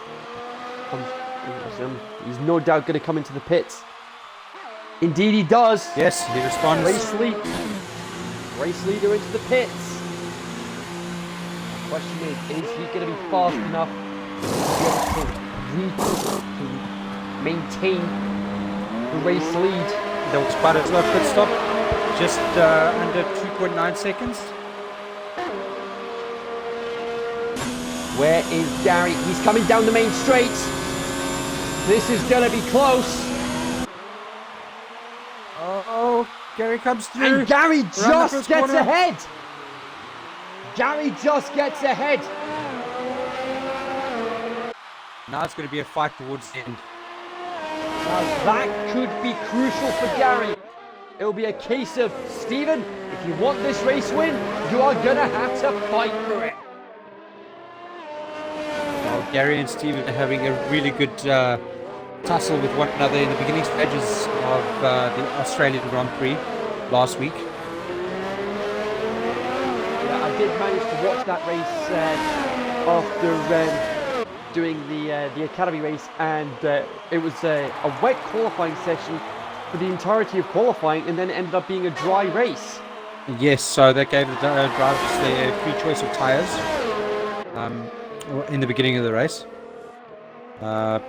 And unfortunately at that time I also had technical issues with my mic, so I couldn't do the beginning stages of the race. I was really disappointed.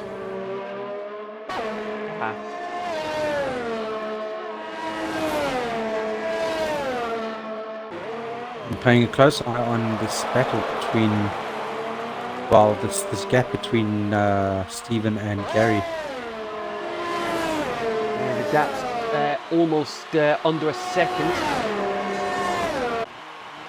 As we have Gareth changing position there with Dean.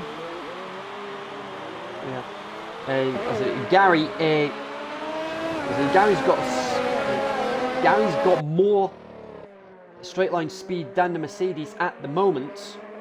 While the Bahrain circuit does suit the aerodynamics of the Ferrari, I mean, if you have to look at earlier in the year, Charles Leclerc having a brilliant free practice 1, free practice 2, he basically dominated that whole weekend. If you remember correctly. Yeah, and then technical issues plagued. Plagued Charles towards the end of the race, and that was it. But I mean, if you look at this last race that happened, Hungary, yes, Leclerc was faster than his teammate Vettel in the Ferrari, but you could definitely see the inexperience coming in over the course of the length of the race, because Vettel having a lot more life on his tires, being a lot more gentle, and Leclerc getting a lot of degrading on his too much of an aggressive driving style. Yeah, but this is the crucial thing to keep in mind now. We're on lap 36. We're about to start lap 37. Stevens within DRS range. That could be crucial.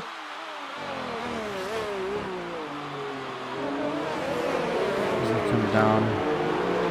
Stevens not looking up on this occasion.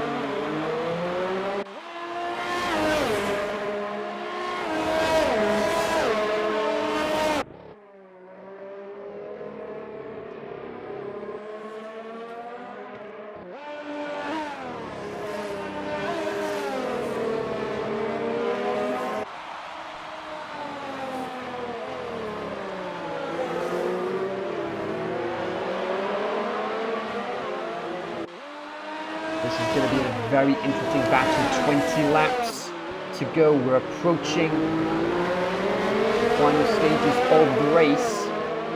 There's one of the Hasses. Get out of the way. Yes. With this battle. Okay. Gap now down Under to half a second. Yeah.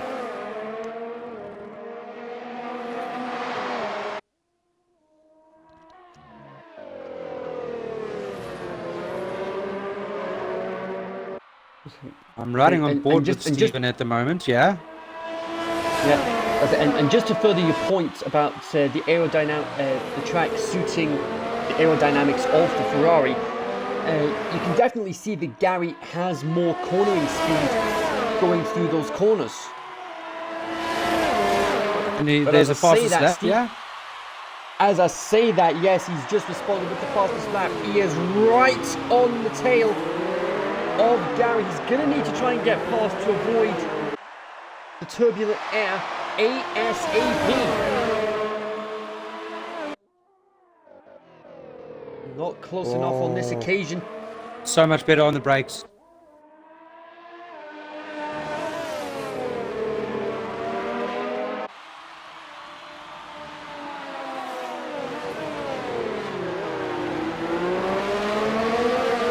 Down to 3, the gap down to under 0.4 of a second. It is definitely, this is definitely the point where I can say business is about to pick up here. Stevens got DRS again down the back straight, but try as he might, he can't get close enough to make a proper overtake on him. No, the Ferrari's got straight line speed.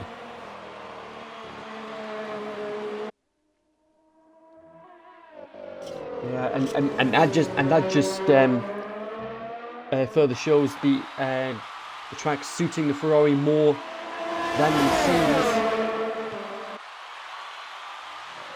He gets up quite close. Definitely going to have a really good run down the main straight. Comes over. Oh, he's got another fastest lap. He's right alongside him. Gary's going to try and have a lunge out up to turn 1.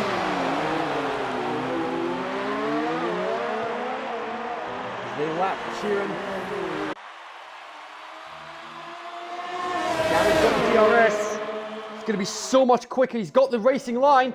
Is he going to... Oh, and they almost touch! Oh, and they do touch! Gary spins! Oh my word, that's a picture perfect reaction to what happened in the real life. What a game changer that is! That is what a game changer!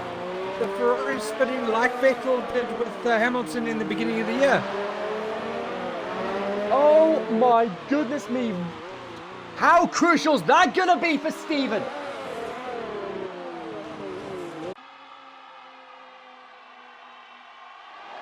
Now Gary's got a 4-second gap to close up. He does have the DRS help the Red Bull in front of him.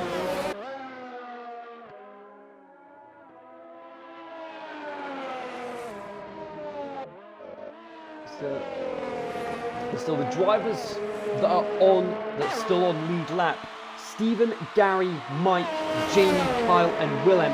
Those are the only drivers that are on lead lap. Everyone else has been lapped at least once. In the case of Kieran, Jimmy and Michael Booker, they have been lapped twice.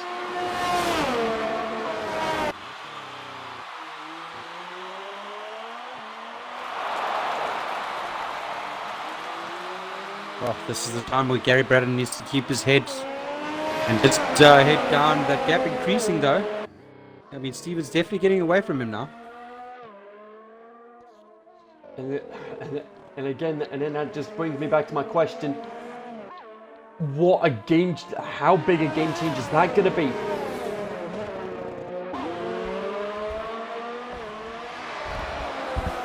Gary being my teammate in the other league. Hopefully he can just keep his head about him and just get on it. Indeed, the gap now 5.5 seconds.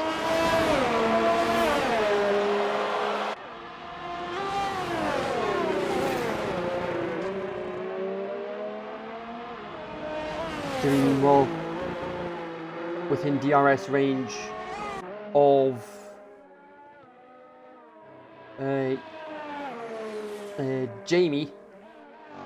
Kieran even, sorry. Oh, and the Hess runs wide. And that means Kieran gets the place back.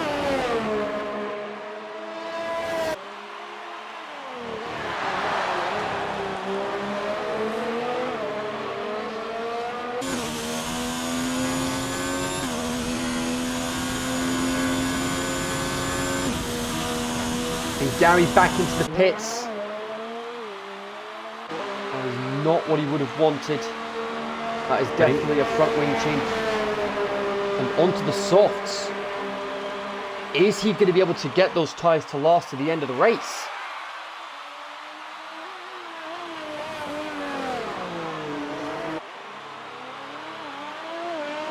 It's 17 laps. He's going to be pushing for fastest laps. I don't know if he's going to be able to keep those tyres alive for that long though. Because what it does mean is that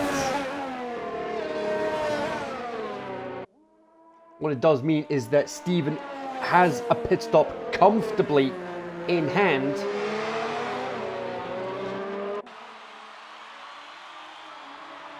Yes. I think Gary is going for the run to try and catch or chase down second, which we haven't spoken much about Mike at the moment, or during the course of the stream, but he's slowly just kept his head and he's sitting in second place comfortably now. Indeed, it's a great performance from him. He managed to win the season finale in Abu Dhabi at the end of season 1. That was quite a nail-biting end, if I remember correctly. Well, it was a pretty big game. It was a game changer in the championship, where Stephen ended up crashing out, meaning all Gary had to do to take second place in the championship, because Matt Ashman wasn't there, was win the race. And unfortunately, because Gary crashed out, it meant that Matt Ashman kept second in the championship and Stephen kept third. Wow. Bit of a heart-wrenching moment for Gary there. Yeah, and like I said, he's definitely been learning from those. He's definitely been learning from those mistakes.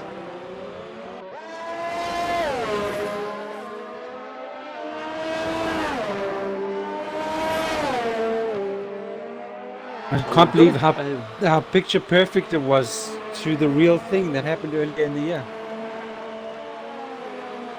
Indeed. But we've got to give credit to Kyle. Meanwhile, he's managed to last 30 laps on those hard tyres. He'll definitely be coming in for a stop soon. Whether that's well, Dean's coming into the pit meanwhile. Whether Kyle goes for softs. Sorry to interrupt. That was a really fast pit stop there by the Red Bull team. That was 2.2 seconds.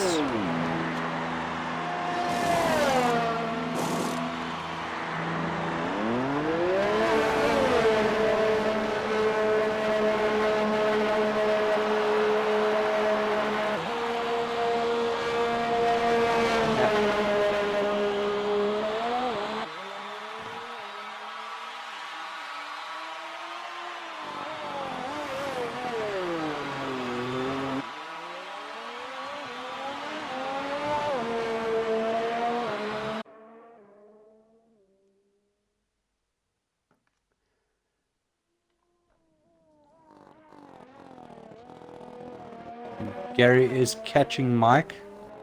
The gap is now at 8.0 seconds.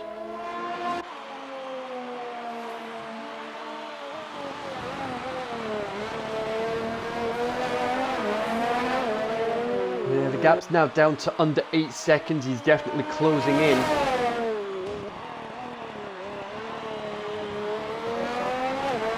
It's going to be very interesting to see if Stephen can get to the end of the race on his medium tyres.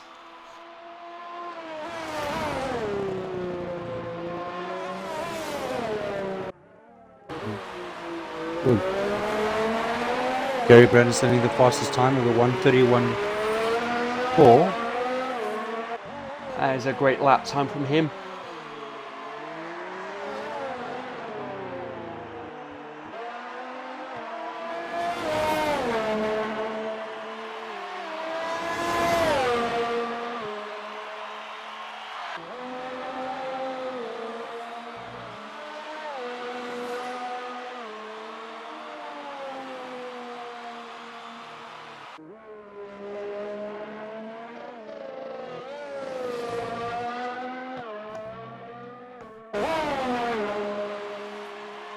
Willem doing well despite his grid penalty. 6th place at the moment. About 4 seconds behind Kyle.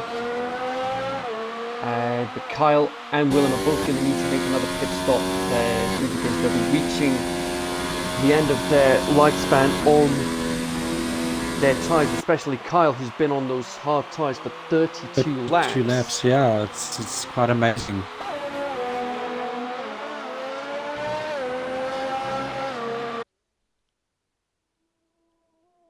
It'll be interesting how those two play it out.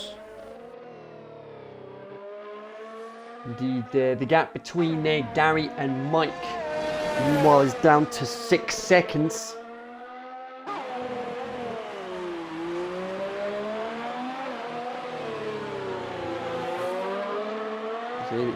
It does mean that, well, we're on lap 45 now. Stephen's been on those mediums for 10 laps. He may as well take the chance and go. If it were up to me, I would say, yeah, I think you can get to the end of the race on those tyres.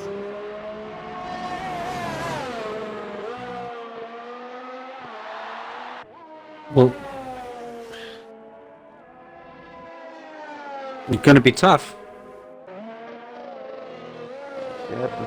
But one thing we've got to bear in mind is because of the fact that the track has been rubbered in pretty well at this point, I wouldn't be at all surprised if Stephen decides to go to the end of the race on the tyres he's on.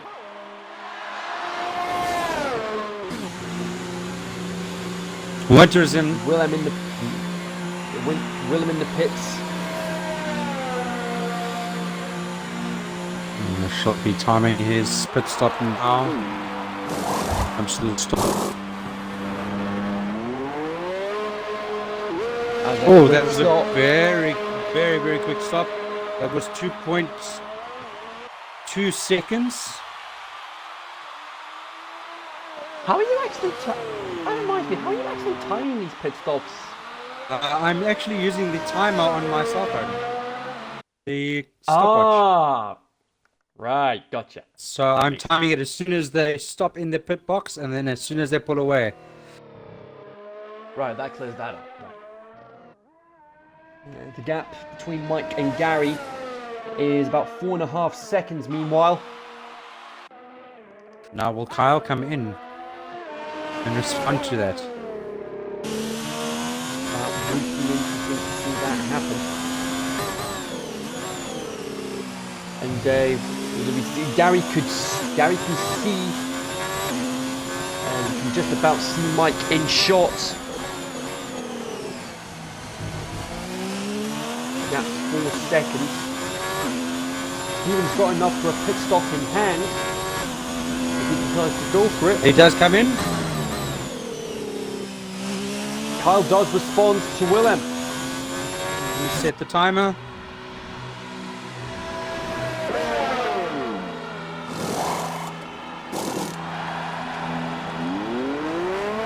3.29 seconds for that stop.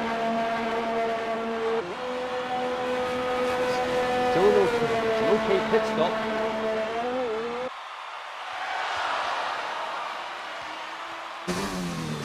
He does come out comfortably in front.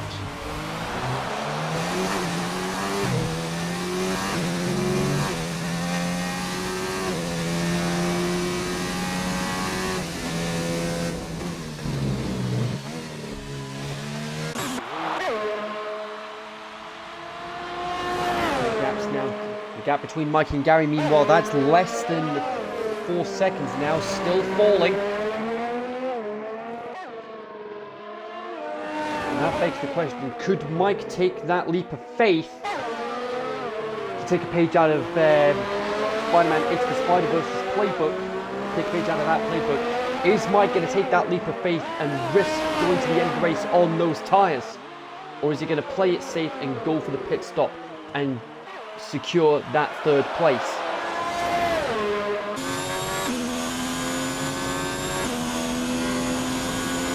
Looks like heads up, looks like Matt Dixon's developed technical issues now.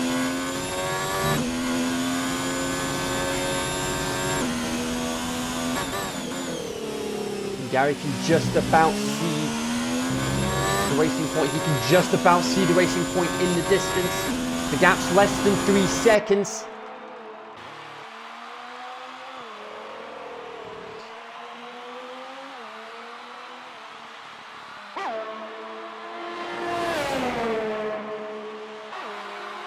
The crucial thing is, Steven, as it stands, still has enough time to make a pit stop and still come out in the lead should he decide to. But at this late stage, I'm not sure if he'll want to make that pit stop or not. It's going to be touch and go. It really will be touch and go. But so if he does come in for a pit stop, definitely going to be going for a soft tire. He'll have the pace to pull away from Gary. Indeed, but of course we've got to go back to that point earlier where you mentioned that this track suits the aerodynamics of the Ferrari much better than the Mercedes. Yes. And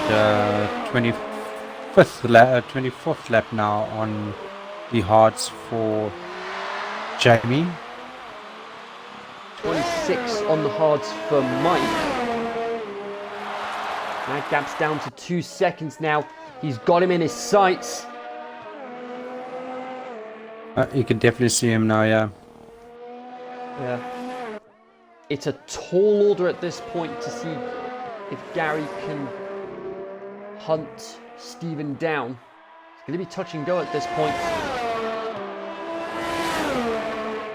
Because the more those laps tick down, the more time per lap Gary will need to make up. And he tried it in Russia last season, but to no avail.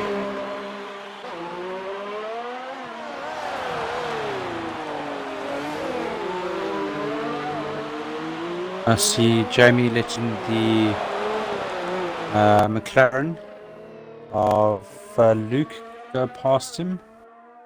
So he can definitely feel the effects of the wear on those tyres at the moment.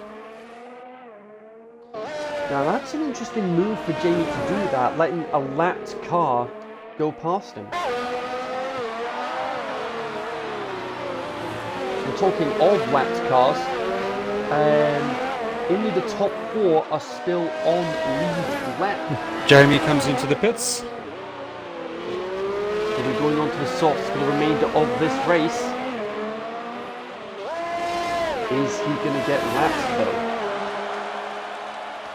It looks like that might be the case. And that is a 2.6 second stop. Not the quickest pit stop in the world. That puts him in front of the race leader though. Luckily it's out of the way.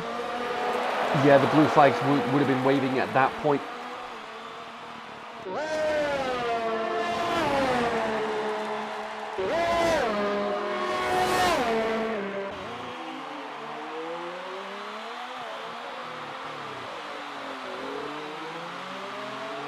Gary Braden still have the fastest lap. The 134, well, 131.4. Indeed, Gary has now got that gap down to nearly a second. 7 laps to go after this.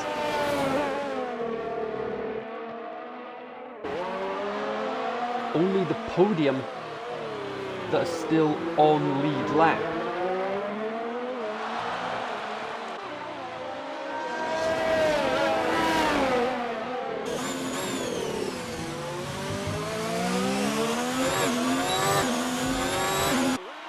Gary's got a better tyre.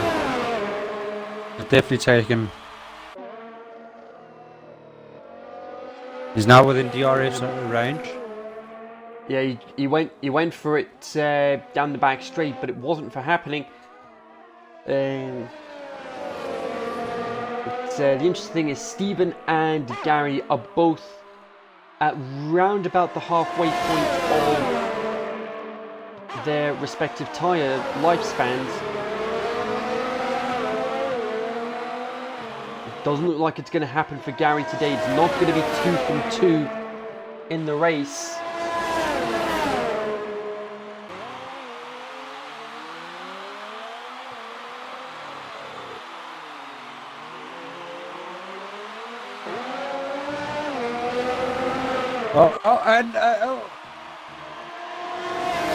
Mike running there wide, we go. Gary taking that comfortable. Takes it with ease. Now it's a tall order at this point. There's 7 laps to go. We're looking at just over 3 seconds a lap for Gary to hunt Stephen down. And like I said, it's a tall order at this point unless Stephen makes a huge mistake. I really don't see it. I've got a high shot of the track at the moment, and watching Gary Braden coming into corner 9 and 10. Stephen was coming around 11 into 12, so that's quite a big distance to cover in 6 laps. Yeah, but like I said, at this point, I really don't see Gary being able to take that win away from Stephen unless Stephen makes a huge mistake in the closing stages. We're on to lap 52, 5 to go after this. Matt Dixon in the pits.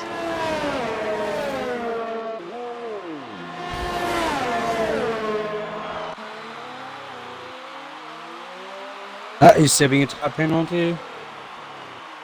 That cost him time. That would have been a penalty that he would have got from earlier in the race.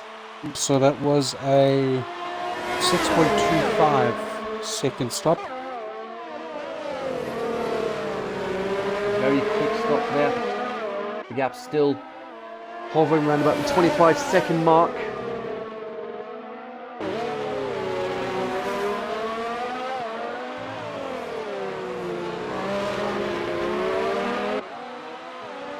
Mike not letting Gary get away there. That is interesting. We might be at a point where Gary is starting to reach that cliff edge of those tyres.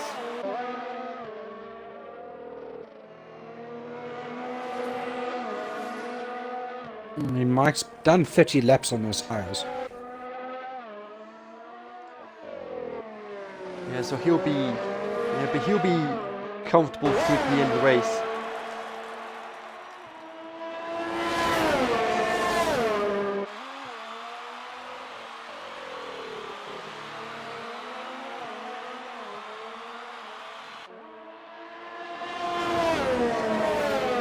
Mike's still within DRS range. That's interesting.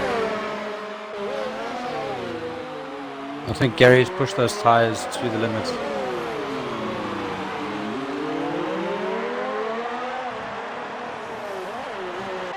Yeah, he's definitely not going to be getting that race win today, but he might end up losing that second place back to Mike.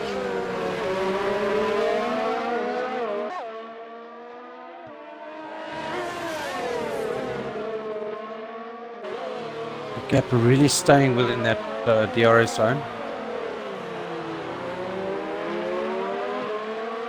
Indeed, that just shows, despite being on those tyres for over 30 laps, he's still got the pace to be able to keep up with Gary, crucially. And we have a Haas coming out of the pits. That will be Jimmy.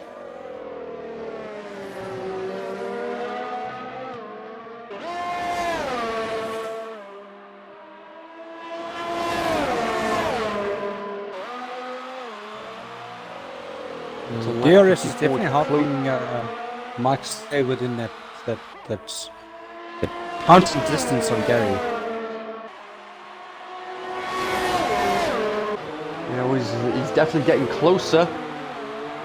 Takes a bit of a look. He decided against it.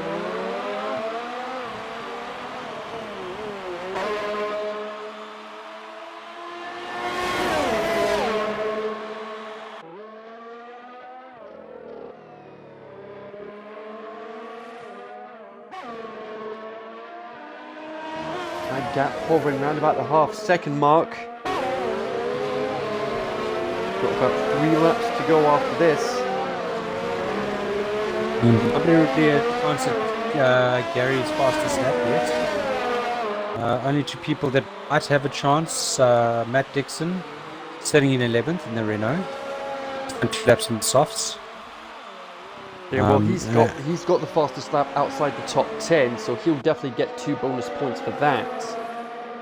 And the only other person is the Haas of Jimmy, because he's on a fresh set of softs as well. Scratch that! Stephen has just responded, and he's just taken the fastest lap of the race so far on the mediums. Which will mean, as it stands, Stephen will take the lead in the championship. By 1 point. Indeed, because of that fastest lap. How crucial is that going to be?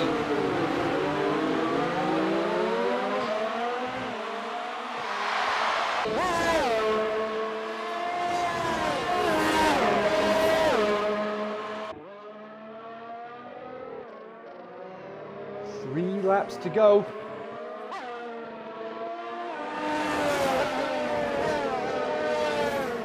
Incoming for the More or pits. less. In the pits there. 5 Three stops laps for to go. Dean. Of course, bearing in mind he would have been involved in an incident early on in the race. Talking about 5 stops, the Red Bull Max Verstappen doing 5 stops within the Germany race and still taking the win and still having a spin. Yeah, of course. There was a bit of uncertainty as to what tyres the drivers were going to be on, whether it was going to be inters or whether it was going to be wets or whether it was going to be dries or whatnot. 2 laps to go now. Mike still within a chance of taking second place and causing potentially a huge upset. And that was Garrett's certainly got to be managing those tyres. He has to be. Yeah, he's got 2 laps to go and he almost spins it out of turn 1. He almost spins it out of turn 1. Can Mike take advantage? He's got DRS. But he's not close enough on this occasion.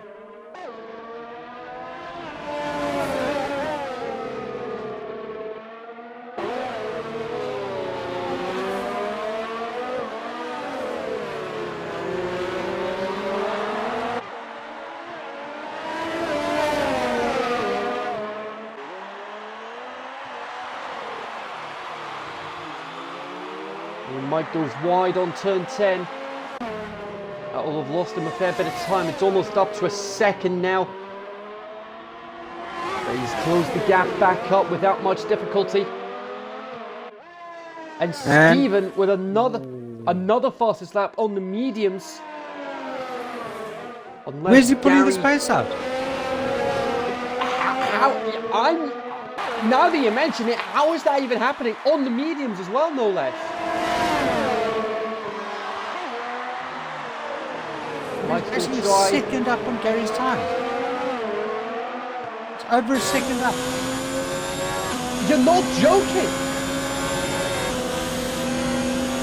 Where on earth is Paul? That from is beyond me. Mike, meanwhile, he's going to try and go for the second place. And is he going to make it stick? Oh, so close to touching. Oh, this is Gary going wide. Brilliant. Gary goes wide. Mike takes second place.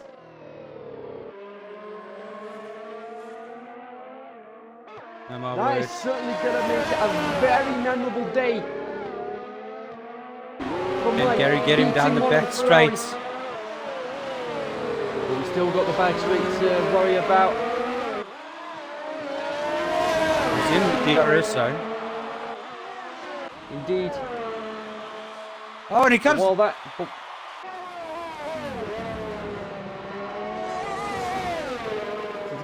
It's going to be close, but Stephen Harrison is going to. Stephen Harrison's just crossed the line. He wins the Bahrain Grand Prix, but it's not over yet between these two. Gary going wide. And so does Mike. Mike goes wide again. One last lunge.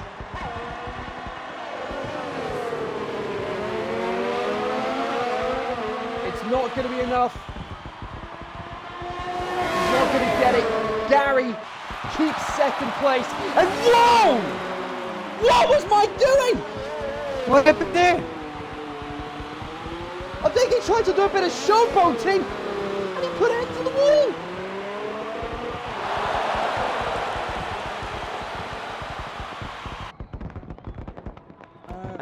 And the fastest lap out. So there we go. Stephen gets the fastest lap of the race, and Matt gets the fastest lap outside the top 10.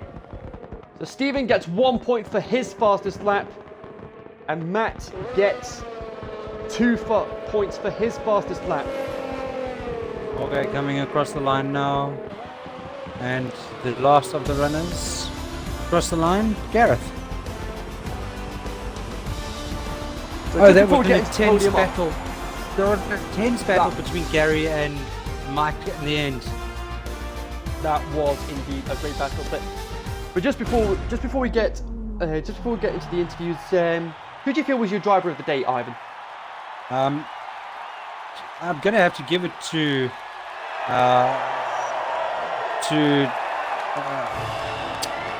the Toro Rosso of Jamie. I mean, he just came through and did what he needed to do. He had some issues in the beginning, but for him to come through and finish in 4th.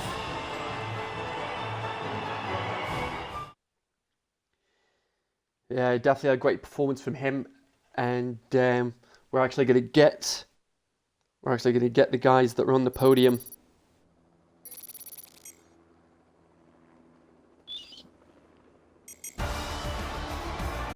Right, we'll get the podium in for their post-race interview. So in first place we had Stephen in first in the Mercedes, Gary Braddon with a tough battle against Mike on the last lap. Gary taking second, Mike in third, Jamie in 4th, Kyle in 5th, Willem in the Williams in 6th, Dean in 7th, Jorge in the Williams in 8th, Gareth in 9th, and rounding up the top 10 was... It was Luke in the McLaren. Yes.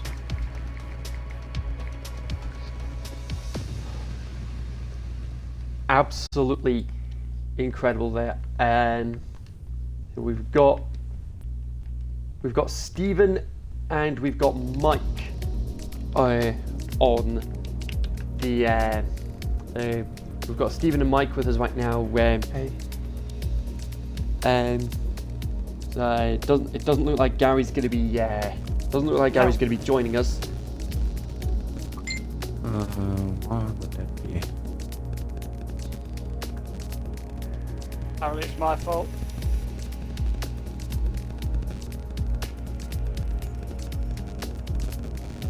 Yes. The collision between Gary and Stephen. That'll be what he's on about. Yeah. Quite funny actually, not gonna lie. It was a hard race. Right. So we'll definitely have a look. The admin will definitely be looking over that incident because I mean, that could prove pivotal, and it could end up changing the outcome of the results. But nevertheless, we've got Mike, who finished 3rd in the Racing Point, and we've got our race winner today, Stephen, with us. First of all, Stephen, massive congratulations on the win. Fastest lap as well for you, which means you now take the lead in the championship. Thank you very much. Congratulations, Stephen. Thank you. Yes, sir. Yeah. So, one of the big questions we've got to ask is, how did you manage to pull that fastest lap out on the mediums? I know I'm just fast around here. Like, I know a lot of people else was fast, but the middle stint, I thought my manager told me Gary was on the mediums, and that's why I was catching him from 8 seconds back. But when I got close to him, and he was on the same tyre as me on the soft, I clearly had the pace. Like, everybody, it was there. Like, I'm not saying I'm faster than everybody because this track benefited me because I'm good at it, I think. But when I closed the gap by 8 seconds on the same tyre to one of the fastest drivers in the league, I literally just got to the end. I turned everything up, and I just wanted to show everybody that I have got even extra pace. I'm not. That's where it came from. I just wanted to prove that I've got extra pace if I needed it. Like. Yeah, and the turning point of the race was the point where you ended up taking the lead of the race from Gary. What do you feel happened from your perspective with that manoeuvre? Did you guys catch it on the stream? We did. Yes. Good. And did Gary Yeah, capture it while he was racing to claim that it was my fault? What does it look like from your side? Because to me, Well, we're gonna need... I race in cockpit, and you know, real drivers can barely see the fucking mirrors. If he's on my inside, I didn't defend the inside. I let him have the inside. I then gave him the whole apex. I've got to turn in at some point. Like, you've got to turn in as well. You've got to hit the apex if you've got the inside. You know what I mean? If I give you the apex and loads of room with it, you cannot just leave, not turn to the point where I can't turn. That's not racing. It's exactly the same as, I think it was Rosberg and Hamilton at Austria. Austria 2016, I believe it was. Yes, when it was on the last lap, right? Yeah. You know what I mean? Rosberg, he never turned in. Hamilton gave him all the room in the world. He never turned in. That's exactly what happened. Like, I gave him the room. He's got to turn in. He's got to take the apex. That is not my bad. Like, if I see it on the stream and, you know, it's my bad, I'll turn it around and be like, that's my bad. I apologise. That's cool. But I'm racing in cockpit and I can't see. And for me, I gave him loads of room. Loads of room. Well, it just looked picture perfect to what happened between Hamilton and Vettel earlier in the race, with Ferrari spinning out on the same corner. Yeah, if you guys caught it on the stream, I'm happy at that. So I'll watch it back, and if it's my fault, it's my fault. I will hold my hands up. I will apologise, X, Y, Z. But to me, I'm racing in cockpit, and as far as I can see, I give him all the room in the world. Well, it'll definitely be interesting to see what happens in response to that incident. But regardless, still, massive congratulations on your result today, Stephen. Thank you. Yeah. Mike, another fantastic performance from you today. 3rd place, and for a while we thought you, especially around that last lap, we thought you were going to have 2nd place in the bag. Oh man, I thought as well. I was actually caught up him. I had the pace. I overtook him.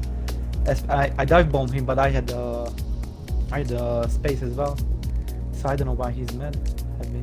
And then he overtook me more dirtier than I overtook him. So I was just letting him through. But it's amazing result for a racing plane.